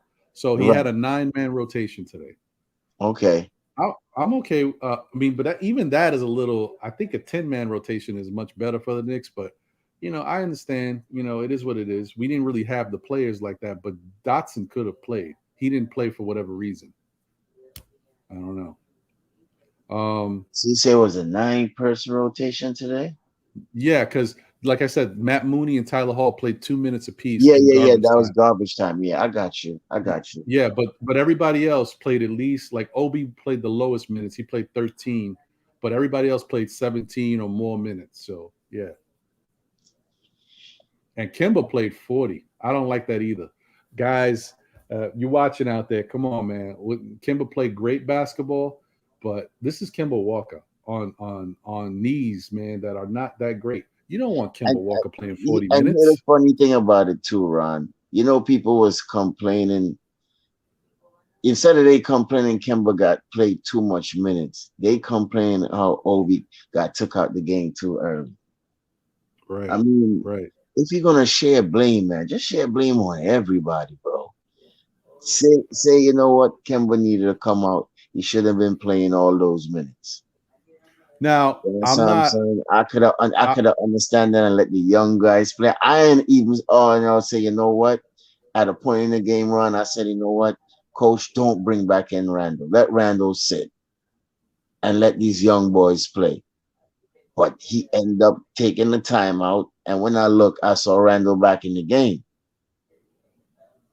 Right? Right. So, you know, but as I said to you before, that 44, he said 44 minutes. No, 40 minutes. That's still a lot of minutes, bro. Now, I'm going to say this because I know, I got to look at it realistically too. We know why he played 40 minutes. And he wasn't like doing too much in those last few minutes. Kimba was only in there to try to get that 10th rebound so he can get his triple double. I understand that. I still don't think he should be out there for 40 minutes. Because, really, that's what it is. Because I looked at the difference between his minutes and everybody else. I'm like, this don't make sense. But then I remember they were trying to get him that last rebound. So that's why he was still in out the game there. for like an extra 5 minutes. Yeah, because he wouldn't have been out there for that extra. Yeah, I get it. I don't like it. I got you. Oh man, hold on. I don't got no. Like I said, man, I can't do it like my man Freezy. I don't got no intro music, Playboy. But you know what? You deserve it all. Let me get my man up in here, Jay Boogie. What's going on? Merry Christmas, it's brother. Christmas. The Knicks on Christmas. That's right. Let them know. Stop it, Don. Let them know. Let everybody know what's going on with y'all, man. Salute, 3 capital S's. Merry Christmas. Happy holidays, man. Shout out to everybody in the chat. Rocking and watching and supporting this man, my man. Still Knicks, man, forever, you know what I'm saying? He ain't gonna never give up that title, man. And shout out to his side, man, you know what I'm saying? His man John, wherever he at, man. Everybody doing what they gotta do, man. I just wanted to come up here and rock with y'all a few minutes, you know what I'm saying? I'll get ready to eat and spend the rest of my time with my family. I've been, where y'all have been at all day, man. But this is a big time win. And the reason why I say it's a big time win, you got to take a look and listen to the, you know what I'm saying, the interview after the game and what Julius Randall was talking about and what Kimber was talking about. Julius has officially passed the torch over to Kimber and let everybody know this is his team. You know what I'm saying? That's a great big gentleman step, you know what I'm saying, for him to say, yo, we're going to follow you, do what you got to do. You know what I'm saying? And that was a problem between both of them, on the low. I've been here before you. Now you coming, you getting this shine, you getting that, you getting the jersey and all that, you highlighted, but what about me? I'm an all-star, that was a problem. Mm-hmm. But they matched all that to the side, you know what I'm saying? They come together. And now you see, you know what I'm saying, Kimber's gonna be really needed for this team in a lot of ways, you know what I'm saying? Because I hate the fact that Tom took him not only out the starting line, you didn't even play that man. So when you didn't play that man, you took away the time for them to even try to gel and figure this thing out together. So while Kim was on the bench watching everything, he was paying close attention, you know what I'm saying? He was realizing what he needed to do since you didn't want us to do it together. Now when I come back, I'm going to just do me, and everybody going to have to follow. I'm going to drop 29.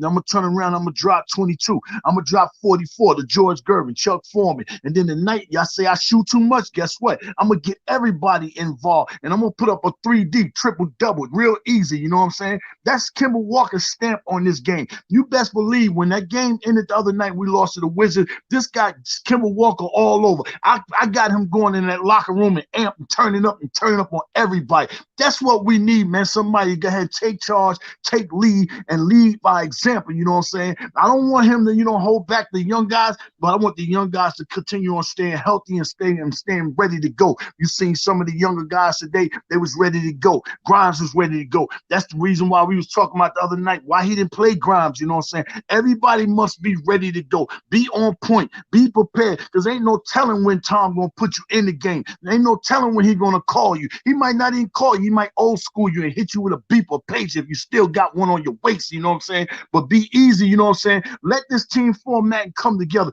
Remember Jay Boogie told you today on Christmas Day, you know what I'm saying, on the Still Nick Fan Show, that this was our turnaround game right here to finish and rock out, because them two guys, they have formed and come together, man, and we need that more than anything. Do I want him to be the future for us? No, but we do need somebody here that can lead, you know what I'm saying, McBride, so he can watch and learn from him, and then when he get in the game, Kimber can watch him and tell him if he's doing what's right and if he's doing what's wrong. You need somebody like that, you know what I'm saying? But I need RJ. I'm gonna talk to RJ for a minute, you know what I'm saying, just to get at you, RJ, because you might be listening.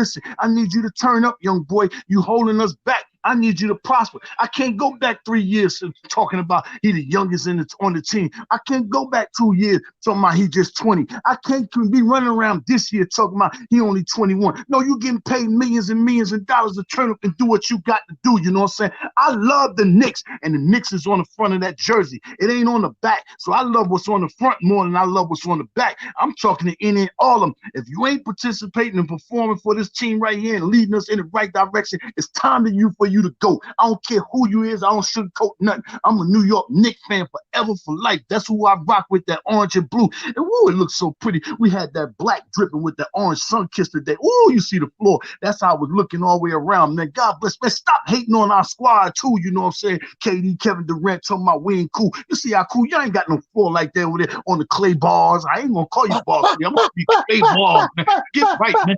Come, man. See you in 2022, because 21 is over, man. 3 capital S's. Salute, salute, salute. Happy holidays to everybody, man. More fire. More Jay fire. Boogie, Jay More Boogie. fire. Come on now, yo. Where's the mic? More fire. Fan the flames, baby. Fan the flames. Come on now. Jay Boogie just had to let y'all know that it's still there. It's always there. Jay Boogie coming with the fire. Listen, Yes, sir. That's what it's really about, man. Our Knicks, you know, they're our Knicks, and that's the reason why I wanted this show today.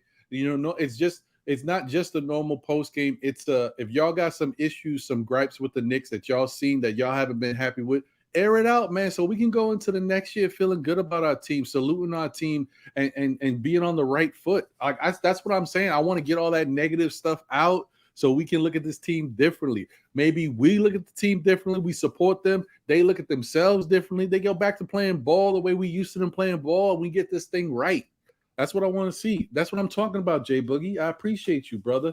I definitely appreciate you. No doubt. And y'all get the like buttons up, man. Please, man, hit the like buttons. That man ain't asking y'all for much. Press that button, man. Don't just put your thumb up like you're looking for a cab. You got your own whip. Hit that like button. Support that man. Hit that like button, man. Support Stafford Don when he come on, you know. And great, you know, versus battle. You and, you know what I'm saying, the other man, Hard Will, man. That's how we come together, you know what I'm saying? We can disagree to come to an agreement, or we can agree and then wind up being a disagreement. But at the end of the day, we all men and we all family. That's why you see Kimber and you see Julius Randall putting aside all these disagreements, man. But God bless you all in the chat, man. Continue on with your Christmas, you know what I'm saying? Love your family, appreciate them. You know, you've given out gifts, you're eating, take pictures, remember this day, you know what I'm saying? Because this December 2025, 2020, this December 25th on 2021 ain't gonna never happen again, you know what I'm saying? So appreciate this day. Go back and look and see where you was at this day. God bless everybody. I'm gonna be with my family rest of the day. Everybody stay healthy and safe.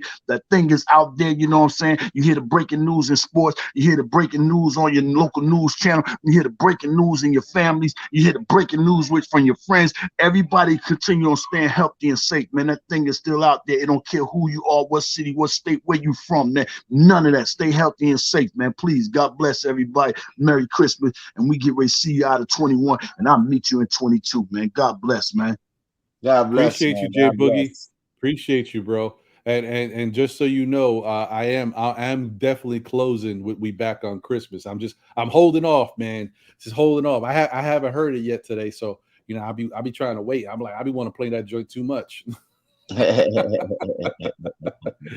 Yeah, man. But yeah, that's just Jay Boogie, man. You know, I hope y'all all like. I know y'all see Jay Boogie, you know, on different podcasts, different platforms, showing the love, showing that energy, and being a positive voice for our Knick Nation, Knick team. But appreciate this man, because there ain't a lot of people like him out there.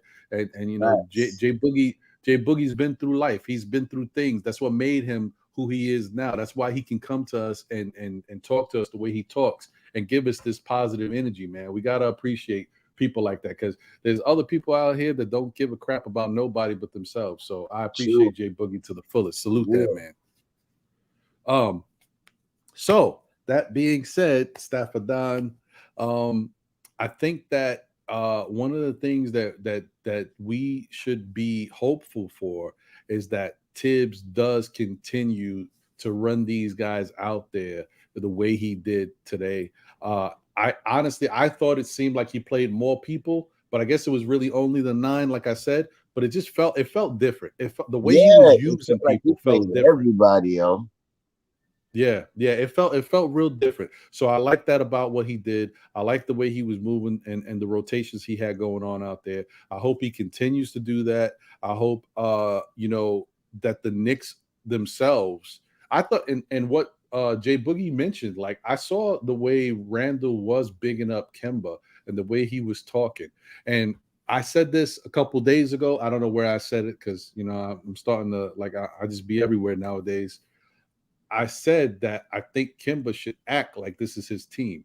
I know somebody was like, I don't know about that. This is Randall's team and all this stuff. I get it, but I'm saying Kimba should act like this is his team, Right. because you need somebody to take. Yeah, you know what I mean? You need somebody to take on that role because no one else is doing it. And you got to, I mean, for the Knicks, he's a Batman, but I know everybody feels like Randall's a Robin, right?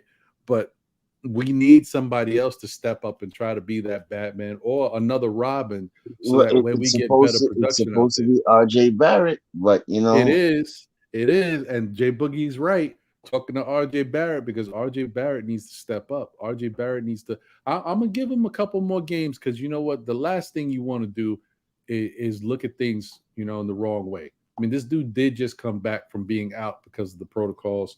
So let him get his game back, his legs, his energy. Couple more games.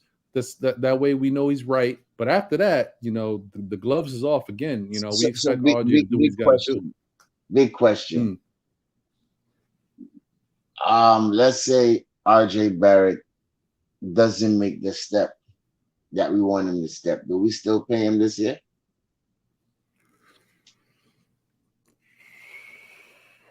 I don't know, man.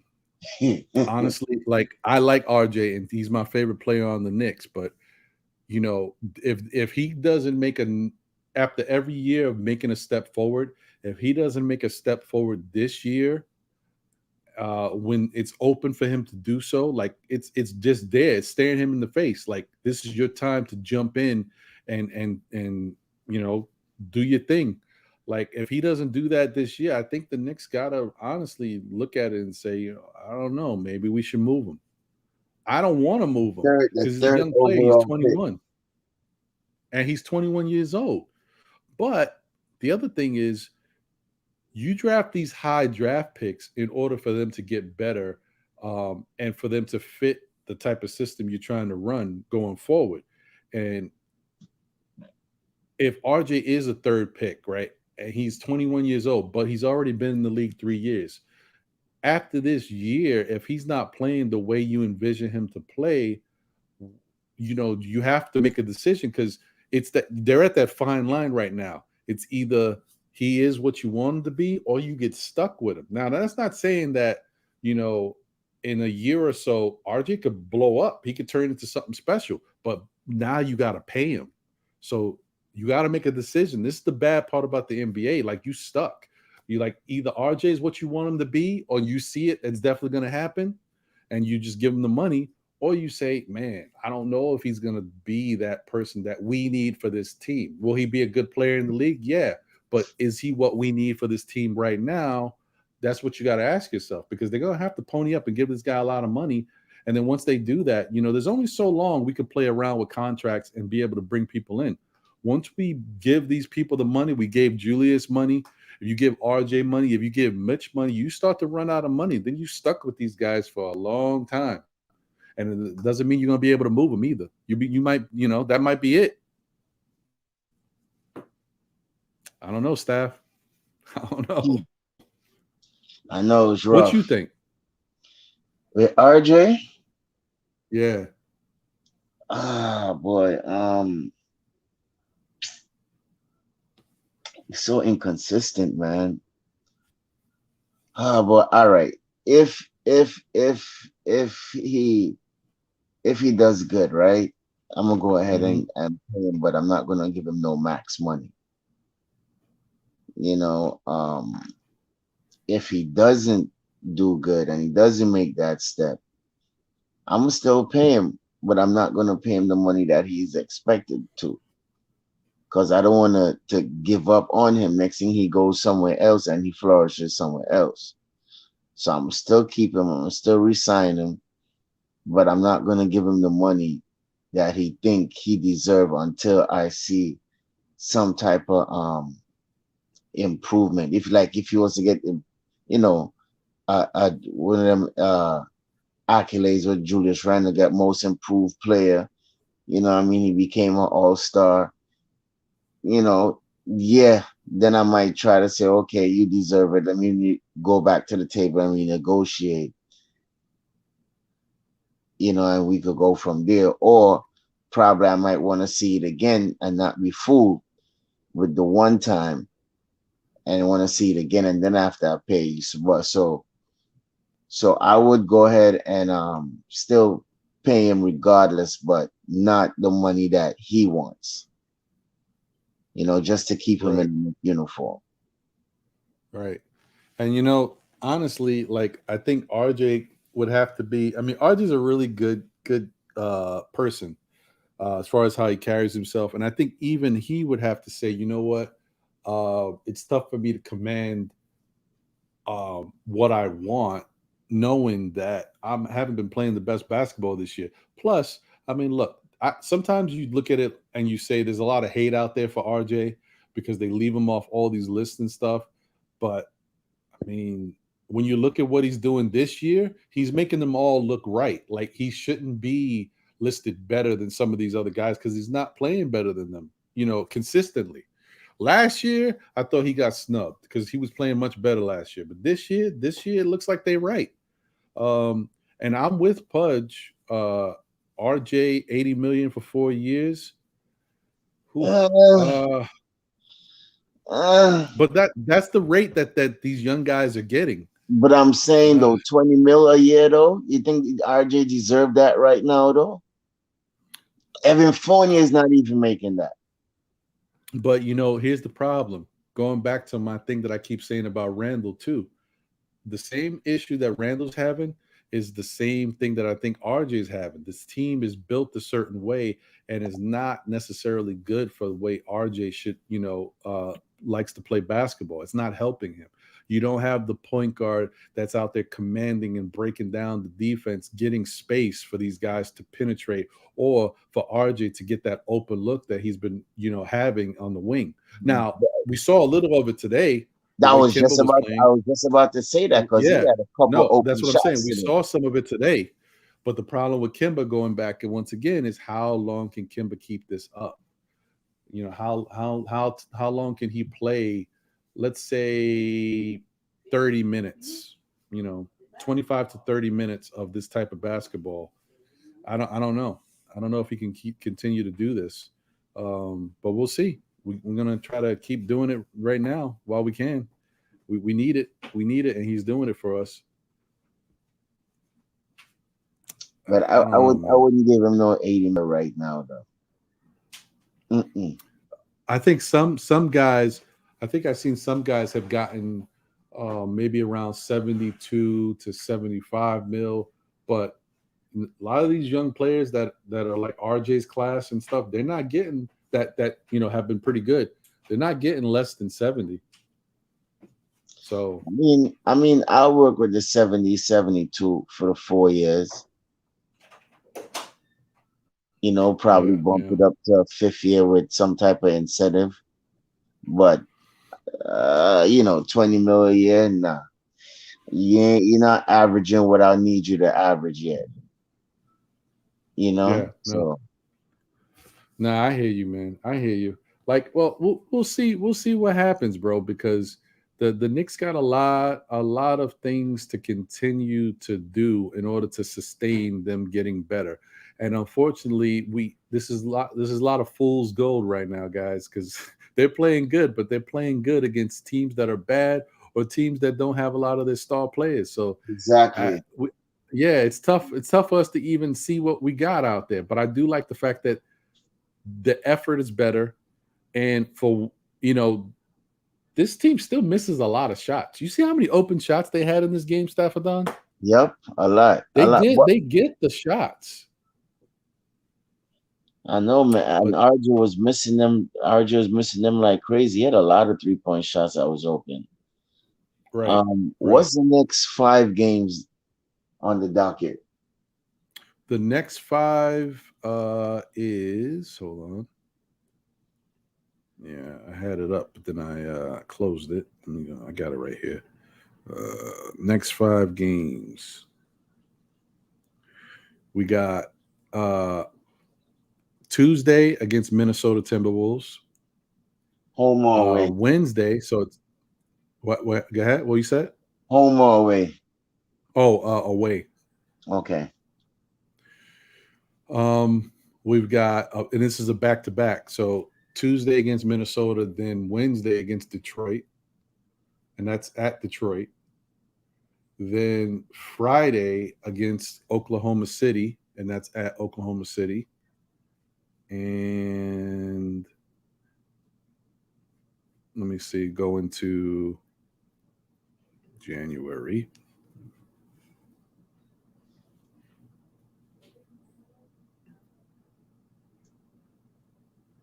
Then we got the Indiana Pacers. And then the next one, I'll mention both. That's home or away, Indiana? That's home. Home. The Indiana's at home. And then the fifth game, which really you should say 5 and 6, we got a home and home. That's against Boston. So we played Thursday at the Garden against Boston, and then we fly to Boston on Saturday and play them again. Okay. So where do you see us in those 6 games? 4-2, 3-2, 0-6. Where do you see us? I would say I see us. Minnesota's tricky because we should be able to beat them, especially the way we played today. But I don't know what's going to happen. Because I always feel like I'm not prepared for what's going to happen in the next game because you don't know. Like, this team is so inconsistent. But if I was just looking at the way they played today, I would say we beat Minnesota, we beat Detroit,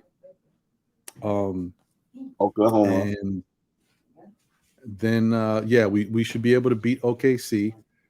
And then the Raptors is probably a loss, even though I think we should beat this Raptor team. But for whatever reason, they got our number and they play a lot, with a lot more in energy than we do when we play. I'm sorry, is that Raptor game home or away? No, it's away.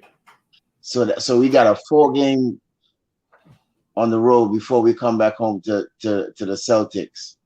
Right. And then we go back on before we come back to Indiana and then the Celtics.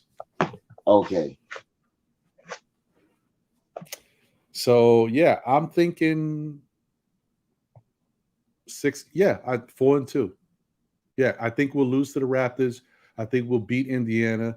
I think we'll beat Boston in the first of the home and home, and I think we lose in Boston. So 4-2. I could see us going 4-2. Okay. Yeah, it had never mentioned the Raptors the first time. But I did. You did? Yeah. So that's 7 games then. Oh wait, did I mention the Raptors? Maybe I didn't. Maybe you're right. Mention them. That's what I'm saying. You mentioned Indy. You didn't mention the Raptors. Oh, you know what? It was all the way at the top. It was hidden. My fault. Yeah, you're right. Okay. So yeah, so forget the second of the back-to-back. Well, you know what? Let's still count it. Let's just add another game to it. So yeah, so I'm saying we can go 5-2. 5-2? Yeah. 5-2. This is a chance for the Knicks to really make up some ground. And then our record is how much games under 400? 504? 4 games? They are.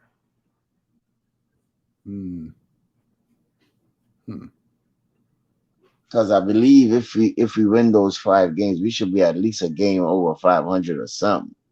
We are 3 games under 500. We're 15 and 18. Okay. So if we win those next games, we should be at least 2 games over 500 at least. If we say we're going to win the next 5 games out of the 7. Am I right or wrong? That's what I'm thinking.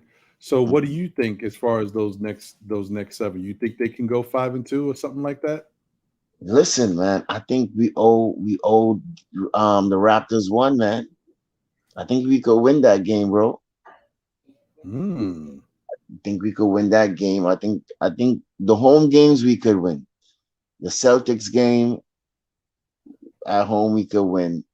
I think we owe the Raptors one, man. I think with the Oklahoma, I think Kemba gonna have a big game down there just for them trading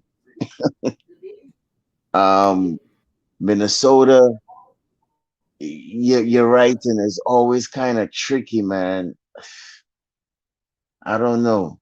That one is kind of tricky. And then Indiana, we owe Indiana 1-2, man. So I'm gonna go 5-2. I'm gonna go 5-2.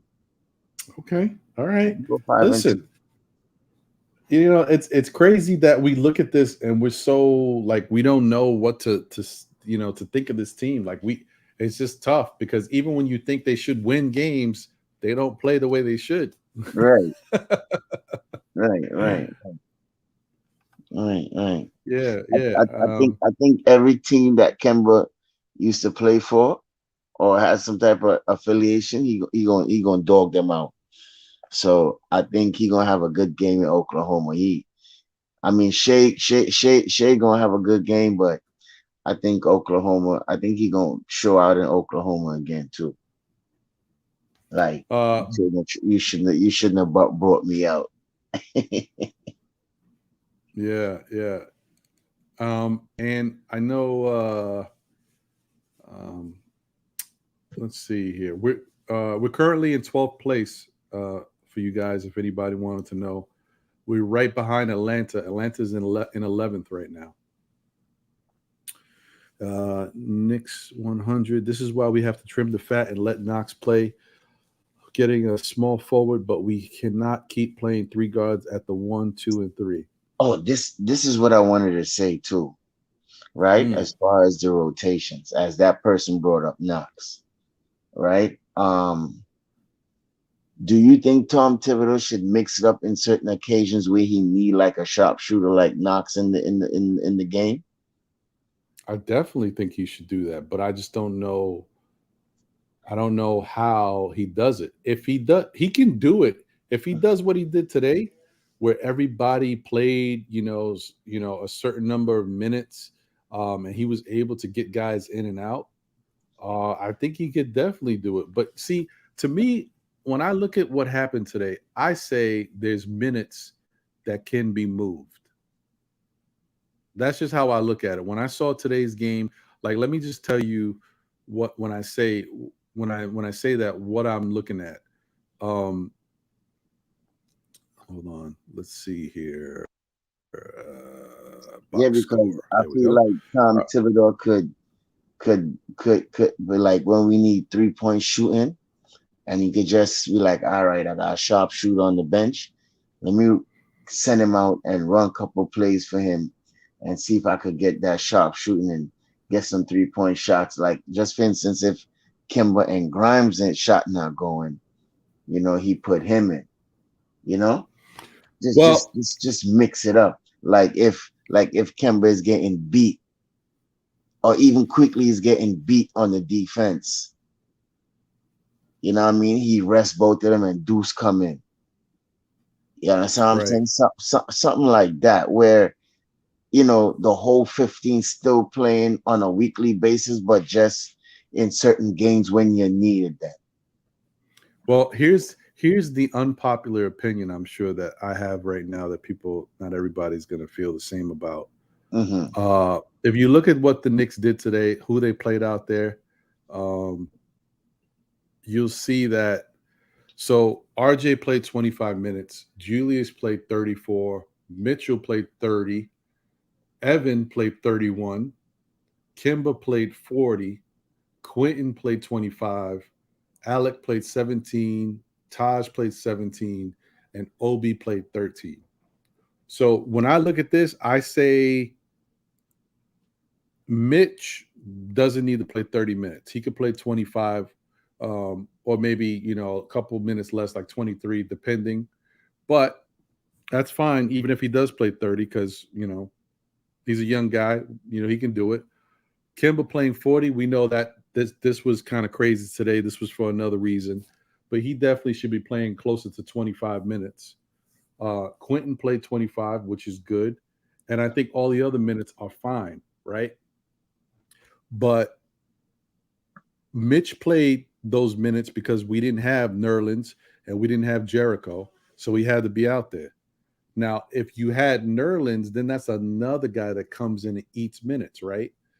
Then if Miles was healthy, we want Miles to play. So Miles got to take minutes from the guard position at some point. Like Fournier maybe goes down to 20 something minutes, 22, 23, 24, and maybe you got about 6 minutes or something to play with from there. And then you got Kimba playing 40. So there's like 15 minutes that he shouldn't be playing. So that might be, you could probably find Grimes 15 minutes there, right? But where do you find the minutes for Knox? Because I already said Nerlens not being there, that was minutes. McBride not being there, that was minutes that were available for others. But if those guys are there, those are minutes that they take. And well, then, you know what? Probably this lineup could help. Where you got Taj at the 5, Knox at the 4, and whoever's at the 3, 2, and 1. Probably could get minutes there and still rest Julius, or you rest Taj and put in Obi at the 5 and put Knox at the 4 and still give Julius a rest. It could happen like that too. What I mean? 5 minutes for him like that with that rotation right there. You want to hear the kicker? What's the kicker? And Alawa has already mentioned it in the chat. I mentioned those minutes, right? I mentioned those minutes about who wasn't there and where they would suck those minutes up. I didn't mention IQ. None of us mentioned IQ. That's what I'm saying. That's another person who plays minutes. This is when you start to realize there's not enough minutes to go around. So this is my point. Like I said this in on the Queen's Court when I've kind of made my own little GM mode for a day, like what I would do with the team. And I said if there was one guy on the team that was from the young crew that I would be willing to trade, it was IQ. So this is the thing, man. Like I like IQ. Don't get me wrong. I would love to have him on the Knicks. But if you telling me, this is me, I'm being biased because I have my own personal preferences. You telling me would I rather have IQ or RJ? I'd rather have RJ. You telling me would I rather have IQ or Grimes? I'd rather have Grimes. IQ or Obi? I'd rather have Obi.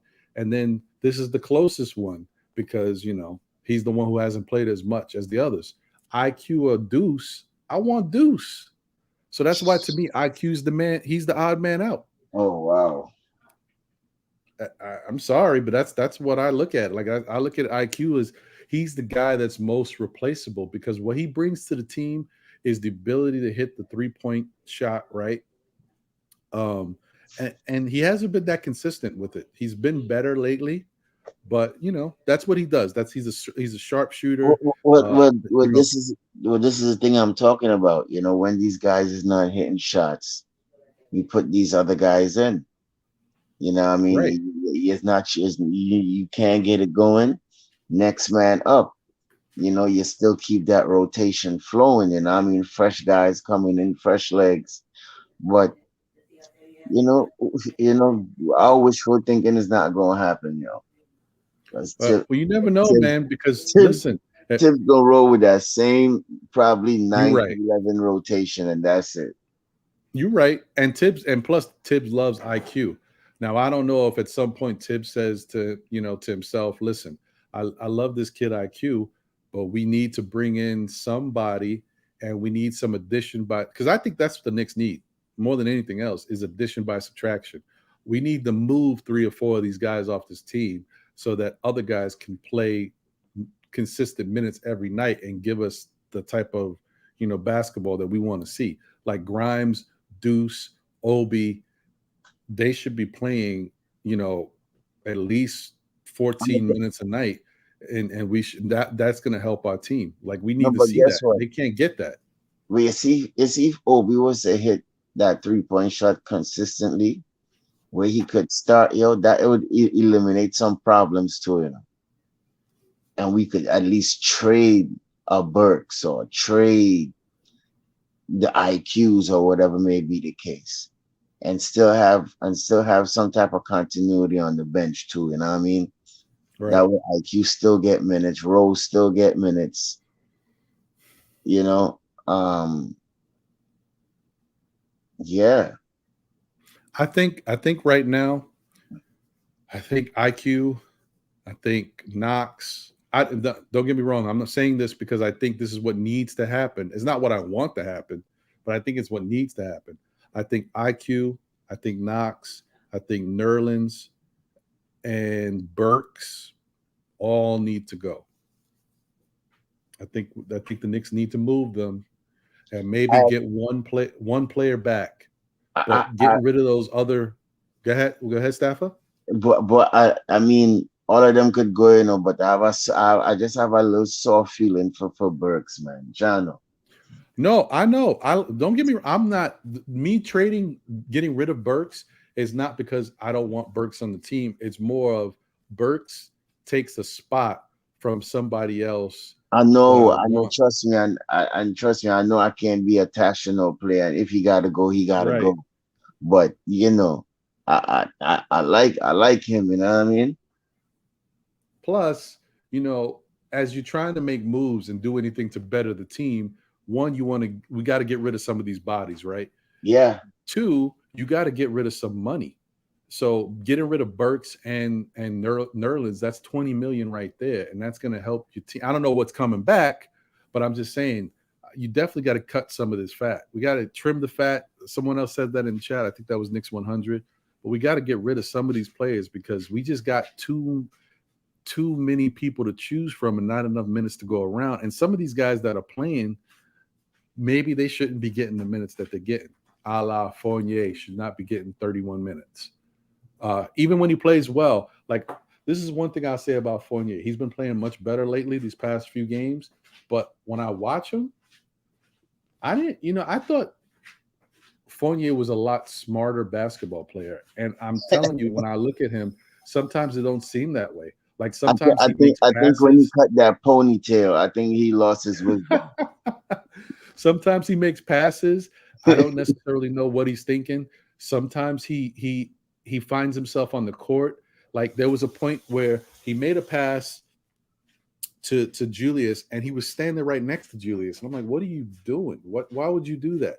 Like, and then there was another pass he made that he telegraphed it and threw it right to, I don't know if it was RJ or Kimba. I don't know who it was, but he threw it right to them. The guy is looking at him. He's moving like direct. It's like in a football game when the starting quarterback is looking directly at a player. And so the defense sees you looking directly at the player. You can't throw the ball to that player if you don't look the defense off. And that's what he does sometimes. And then I don't like his spacing.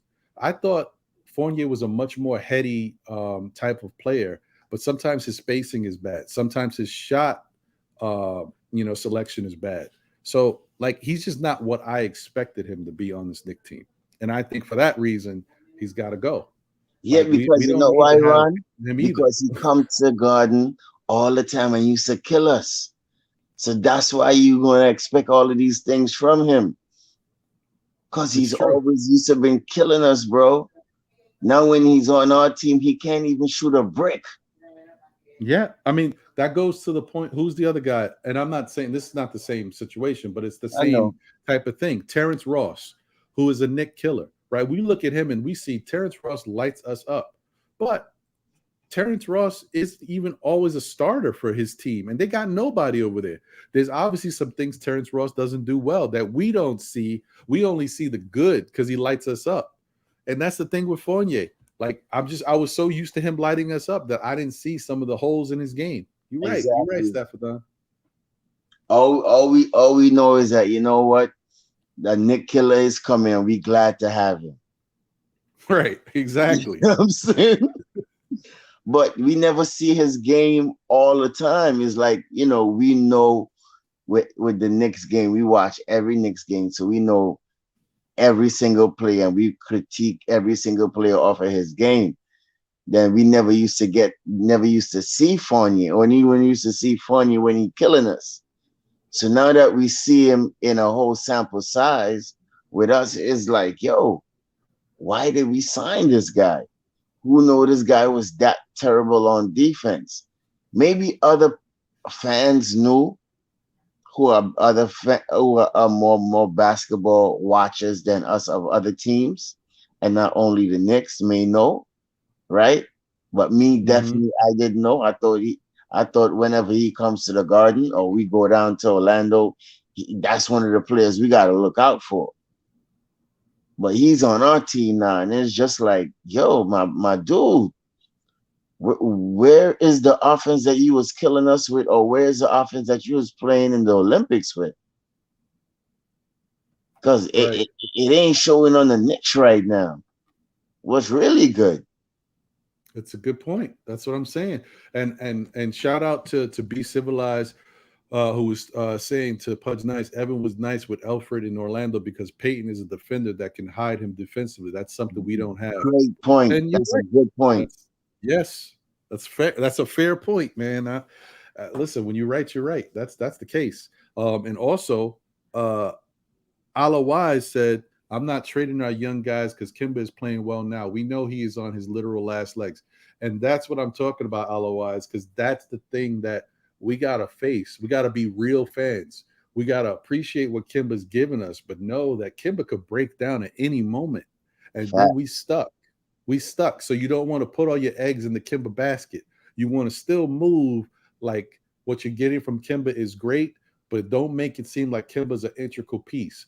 I said that Kemba should look at the Knicks as his team, right? So he could play the best Kemba he can be.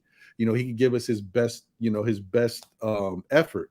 But I'm not saying the Knicks should say that this is Kemba's team. No. You can't do that. You can't do that. It's just not at this point. Maybe years ago when Kemba was younger and healthier, but now Kemba is just a piece. So yeah, I'm with you. Well, Ron, you know what? As most fans will say today, just because and you hear Jay Boogie said it, is like Randall did pass the torch to Kemba. So I mean, you say that, but in their eyes, it's his team now. Right. You know, I mean, we mightn't like it like that because we know he's not the future. But for right now, in this moment, they'll say it's Kemba team. Yeah, and that's fine. The players on the court, they can defer to Kemba and say, okay, Kemba, you lead us. You set us up. Because he's a point guard. I would want that too. I want Kemba to be able to orchestrate the offense and do something, because we haven't seen it come from Randall, because I'm saying Randall's not that guy. And Randall's still bringing up the ball. Tibbs still got him bringing up the ball like he's the orchestrator. I mean, it wasn't that much today, Ron. Come on. But it was at least about one or two plays he did it. But most of the game, Ron, Kemba brought up the ball, him and Burks. I agree, but there was still some times where I'm looking and I seen Randall bring up the ball and not even look over at Kemba, and Kemba's standing there waiting for it, and that's where the ball should go. In my opinion, I just think at this point, Randall should be playing a different role, and he should be deferring to the point guards. It's not saying that he shouldn't have the ball here and there, but it should go to the point guards first. And if you want to get, because they usually give it right back to Randall anyway when he does give it up. So I think this is Tibbs. This is on Tibbs. This is where coaching comes into play. Well, in my opinion today, I think Randall let the ball come to him today. He wasn't forcing it today. No, he wasn't. He wasn't. So, but he still was orchestrating a little bit more than I'd like him to. No, but yeah, right. But when he did orchestrate, he turned it over. So that's why you see it had one time when he got the ball, he turned Tim's call a timeout one time. Right. You know what I mean? There was a play where he had the ball and he did something, and Kemba was in the corner, and then Kemba made a little bit of a face, but it's not a face like he's disgusted with Randall. He was just not happy with the way the play developed, right? Right. Which is true. So you know, it's best that we don't even have him with the ball coming up here, because he gets strips a lot, man. He gets strips. Yeah. And how many times do they key in on him dribbling, and he don't have the greatest sense of awareness sometimes with these small guards? They come around them and they strip the ball from behind, and then he's pissed off at his team not letting him know. But more time. Listen, I like Randall and that's my boy, but more time he make it his fault, yo. He make people gas to cuss him sometimes. You understand what I'm saying? Like those are certain things that could be, if you clean up certain things like that, Staffer, we play better basketball. Of course. We'll be in these games. Another thing to clean up is what I'm talking about with Fournier, bro. Fournier be making some moves, and Fournier did something today. It happened twice where Randall was upset, and I think Randall's starting to say, you know what, that's just Fournier. I'm expecting Fournier to do some stuff like this. Fournier had the ball, and he's got a guy wide open on the left side, and he's dribbling to the right, and then instead of him passing it to the left or moving the ball somewhere else, he takes a bad shot. That it was a contested shot that he didn't even have a good look at the basket. His feet weren't even set. I'm like, why would you do that? Then there was another play where it wasn't a two-man game, but it was almost like a fast break, and Randall was bringing up the ball. He gave it to Fournier, and he ran up the court.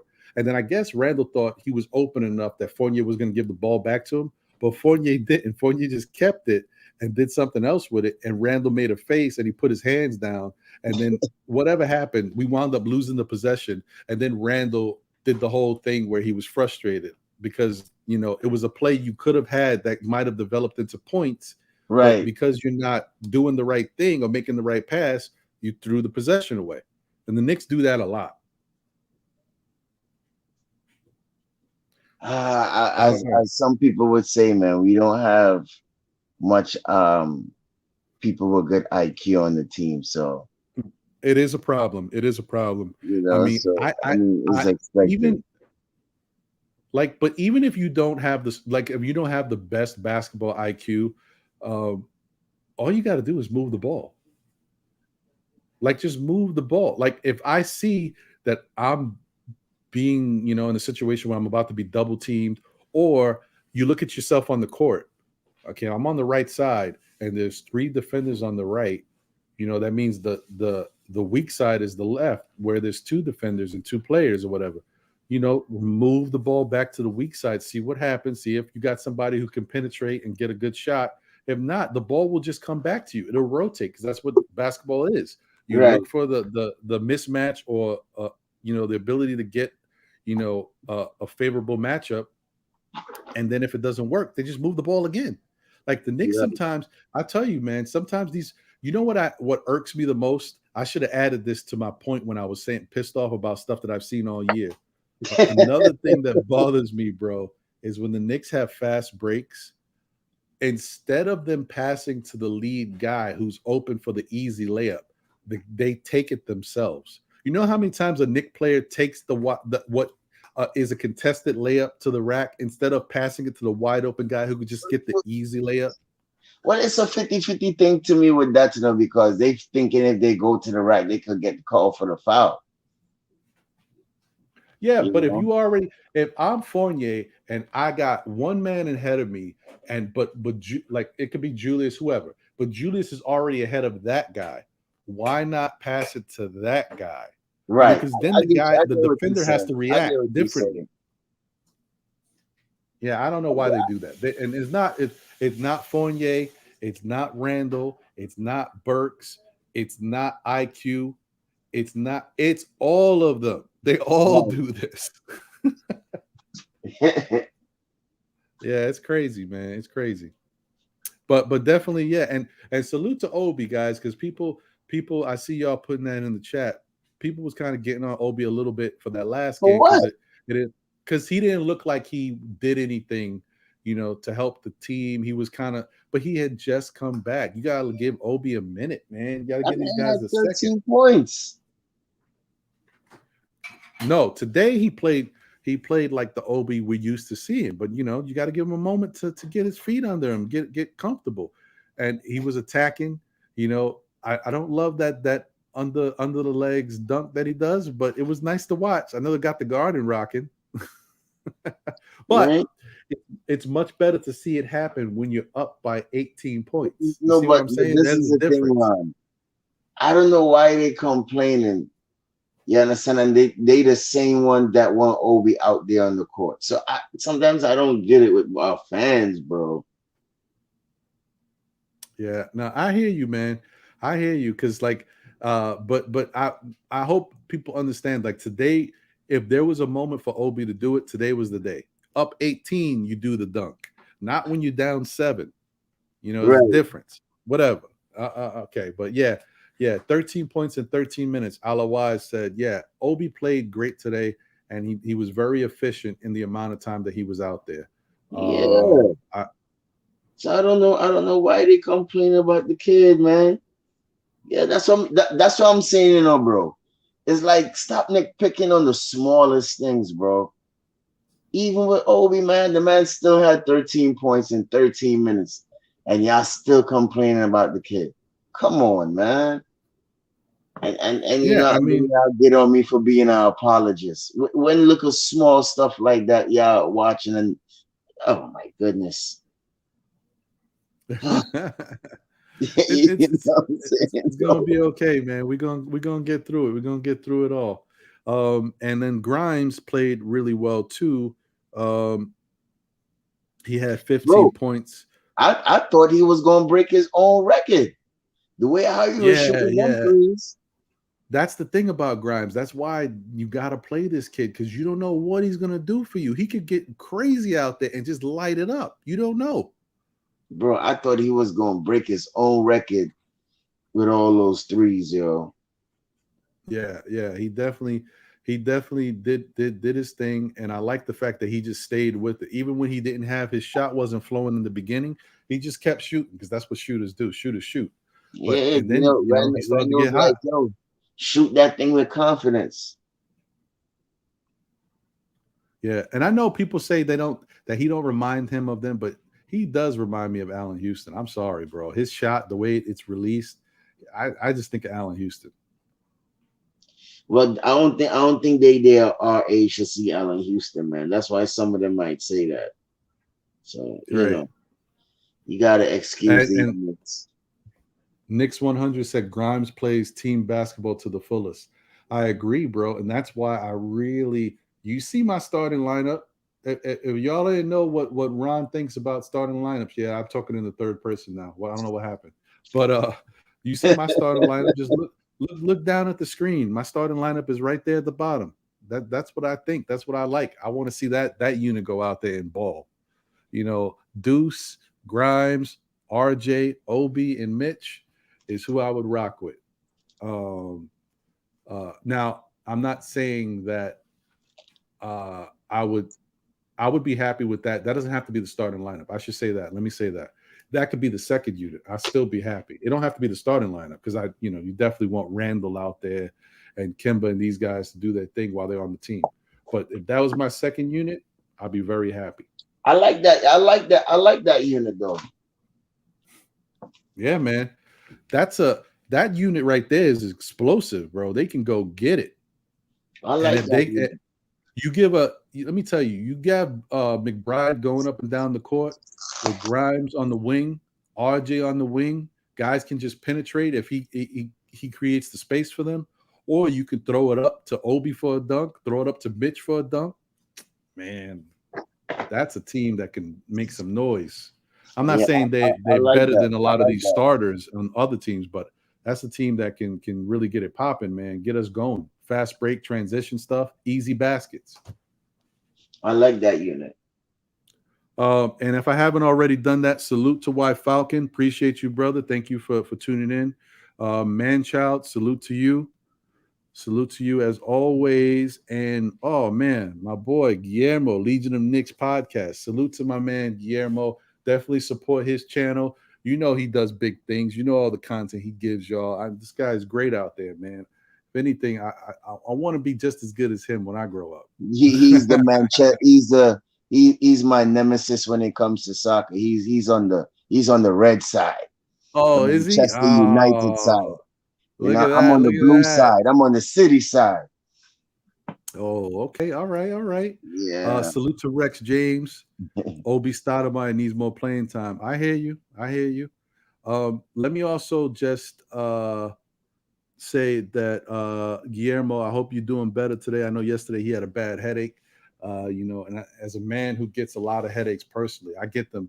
Like right now, I've been good, but when I get headaches, like if I get a headache today, I probably got a headache for the next 3-4 days. I get them joints in bunches. So, yeah, man, take care of yourself. Hopefully, you're doing all right today.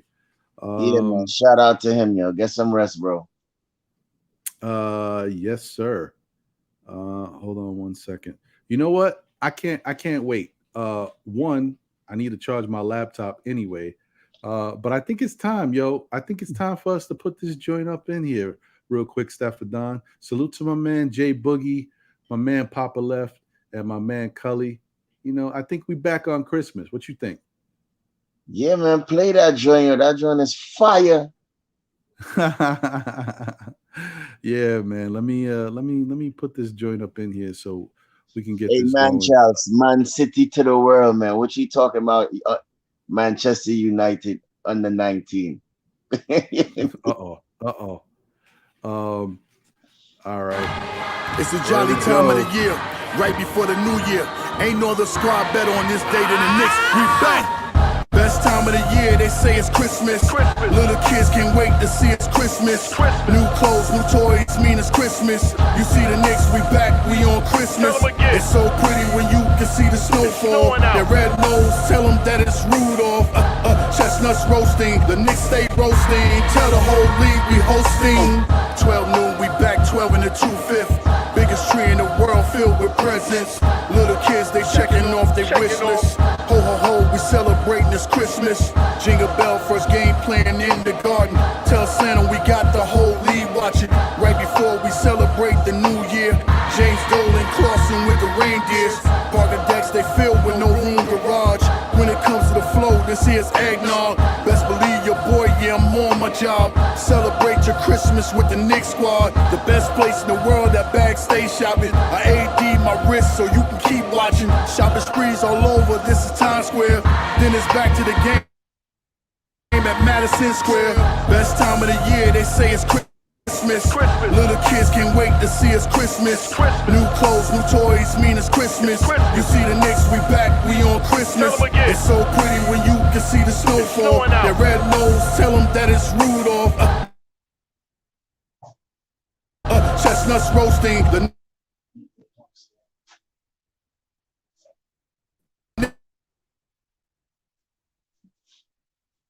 roasting, tell the whole league we hosting. Back on Christmas, Jay Boogie predicted this. You can't say St. Nicholas without nicking it. The Knicks on Christmas should be ubiquitous, so shout out if you've been with us. Sitting through the interim, feels like we meant to win. Now that we got tips with us, potential is limitless. Gifts go down the chimney. Try to put the Grinch on me, pinch me but I'm not dreaming. It's a new reality. New York is in the top seat in seasons. Greetings, Eastern Conference. Defense, the Gardens rocking. Best fans in the game, we don't do the home away split. Catch me at the Staples, baby, I make the sleigh live. 8 gifts, pulling up in the Cambridgers. About to lace the garden with a pack of frankincense and myrrh. Can't resist the urge, Knicks set, new squad. Time to burn the competition, sitting by the U-Law. Best time of the year, they say it's Christmas. Little kids can't wait to see it's Christmas. New clothes, new toys, mean it's Christmas.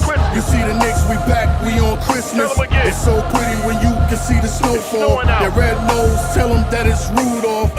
Chestnuts roasting, the Knicks stay roasting. Tell the whole league we hosting.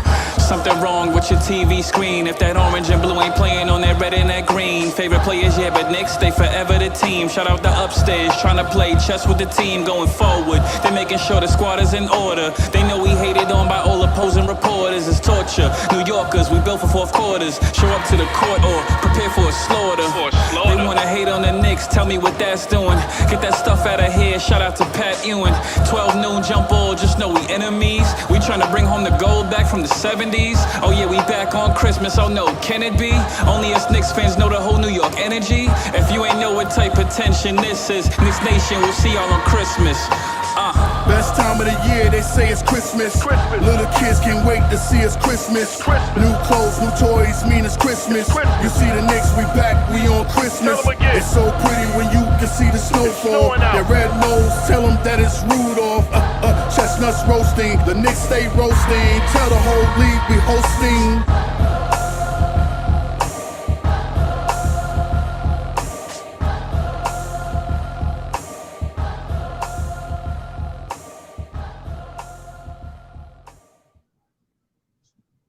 Yeah.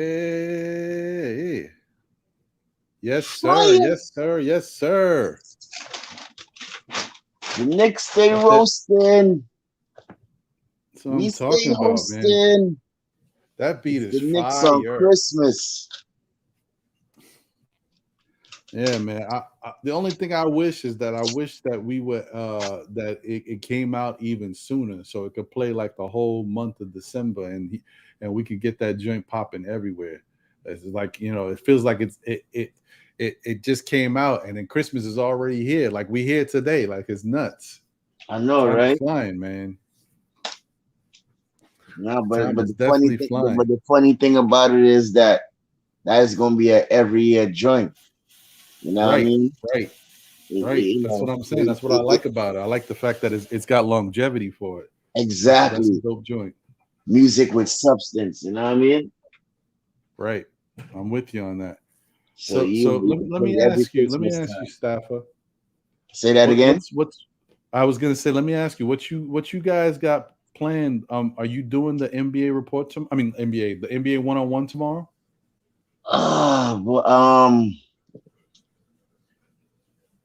Look out for the notification. That's the best. That's the best I could say right now, because since it's the holidays, I haven't talked to the big man yet. So I don't know, because you see, he hasn't been on for the past couple of days. So right, I haven't spoken to him. You know, I sent him a text telling him, you know, happy holidays and whatnot, but I haven't talked to him about the show yet. I got you. I was just wondering. It's holiday time, man. There's nothing wrong with everybody taking a break and living real life, man. We got a lot going on right now, and the best time to take some time and be with your family and friends is right now. You know, barring that everybody's healthy. We all need some time to be able to relax and recharge our batteries and get back to normally scheduled programming a little later. I already had said that I was going to come on and do this Saturday, and we weren't able to do an NBA report this week. So I wanted to get out here and be able to chop it up with you guys for a little bit, and definitely, you know, get some info and some knowledge and good takes and stuff from the chat. Like sometimes I get, you know, I'll be missing that when I don't have it for a couple of days. I'm like, man, you know, I want to get on here and do a show real quick and just be able to talk it up with the Knicks community. It's I'm happy that you came on today too, bro. Yeah, man, I appreciate that, bro, because I know today's Christmas, and I was like, I don't know how many people is going to be jumping on and doing this. The only thing is I knew the Knicks was going to play today, so I'm like, there's going to be some pregame and postgame stuff from certain people. But I just was like, you know what? Let me go on and do it, and I don't know how it is in your household. In my household, we celebrate Christmas Eve. Like we eat and everything, and then we open up the gifts at 12, and Christmas Day we just chilling. Right. I mean, it's a similar situation like that with us, you know. But this year, you know, I didn't go anywhere for Christmas. I stayed home, you know. All my kids in Orlando, and my mom is in Fort Lauderdale. So, you know, I was just chilling, you know. Today I'm off for the next 2 weeks, so until the new year. So, you know, I'm just gonna be relaxing, bro. That's dope, man. That's dope. Yeah, I'm gonna take it easy. Like I'm off until Tuesday. I go in one day, and then I'm off again until the following week, Tuesday. So yeah, I got some time to really chill and relax as well. And I'm probably going to be using that time to put out content. So I'll probably be on here a little bit more than people have seen me lately, because I got some other things that I want to kind of start kicking off. I haven't done like the smaller videos, like a little breakdown, like a 10-minute joint of certain things. Right. So probably going to start doing that. And what's going on with the content creator thing? Right now, to be honest with you, listen, and this is good, and I like to be able to talk about this with people, because you know what? It's a part of content creation. It's not that easy to get people to come on the show and talk about their content creation. One, some people are so heavy into the content creation that they just don't feel they have the time to be able to sit down, for an hour and chop it up, because they already do so much. Like, because I've been reaching out to a lot of different content creators out there who do all types of things. People who do pranks, people who do movie reviews, TV reviews, music reviews, all types of stuff. And some of them are so good at what they do that they pump out videos every day, or, and they just like, I'm doing this. I got my life. I got other stuff. It's hard for me to even sit down with you right now at this time, so I just kind of put a pause on it right now, because my whole thing is I'm trying to continue to keep it growing, and I want to give people different avenues and different aspects of content creation. I don't want to just keep, interviewing, people in the Knick community, because that's one genre of content. That's one level. So like, I think I've touched on a little bit of that for right now. I'll come back to it, but you know what I mean? I'm trying to mix it up, give everybody different avenues so that they can look at it like, hey, maybe I want to get into content creation. I'm curious about it, but I don't want to do sports talk. Maybe I want to do movie reviews or music reviews or something else. So I'm trying to get those people so you can be able to see and hear from them as well. So that's going to take a little bit more time. But I'm gonna keep plugging away and keep trying, and hopefully I'll land a couple people that we can make something happen. Ain't nothing wrong with that. Even reach out to your mentor, man. See if he have anybody that could hook you up too. You know what I mean? Ain't nothing wrong with that. Yeah, no, I definitely will. I'm just now we'll probably be chopping it up a little bit more, because it is the holiday time, and some of us do have time off. So we'll be able to put our heads together and figure out some things, and be able to come back with more content. Just kind of sometimes it just takes that one. You know what I mean, Staffer? You got to get that one, and once you get that one, people start to see it, and I'm like, oh, okay, all right, yeah, I see what they're doing over there. So we're gonna keep it going. We're gonna keep it going, man. I'm not stressing it. It just takes time. Yeah, but that's pretty much what I got planned. Right now, I'm just gonna take it easy for these next couple days, and then we'll see what the next move is. What's the next thing we're trying to do? Because we don't want to. The other thing that you don't want to do either is try to do too much, because you still got stuff. I already got, the NBA report. Already got the Still Knick Fan show that we do. We're already doing a post game here and there, and definitely like on Saturdays like this one. And then now the interview with the content creator. Once we get the guest that we want, and get that going again, that's already 4 things.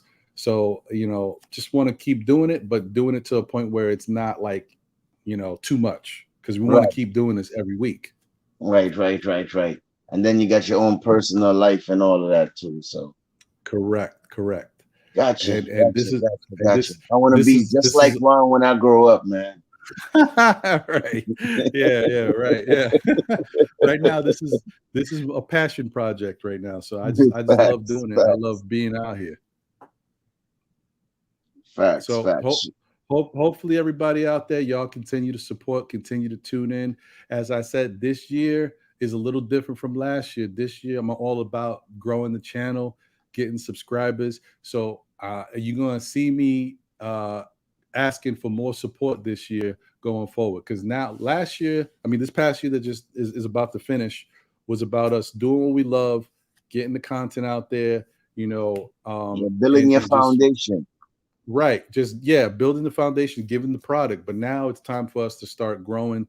So definitely, tell your friends who tells a friend who tells another friend about what we got going on. We just want Like to and keep growing. subscribe.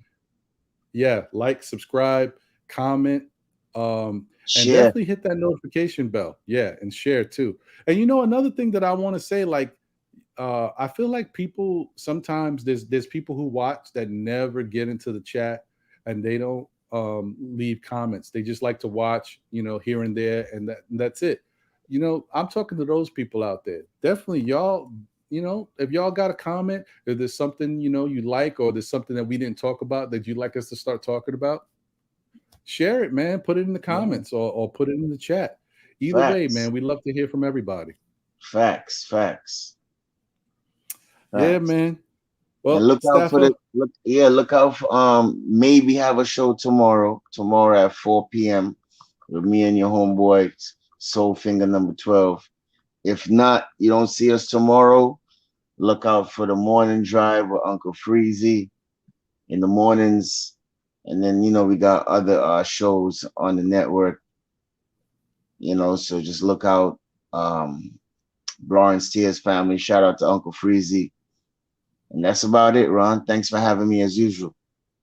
You know what? Always, bro. Always, Staffer. Listen, whenever I'm on, you definitely can come join, and all the other people who jump on with me, or if it's me and John, y'all always welcome. Always welcome, man. I appreciate having you, man. Thank you for keeping me company here, for damn near 2.5 hours here.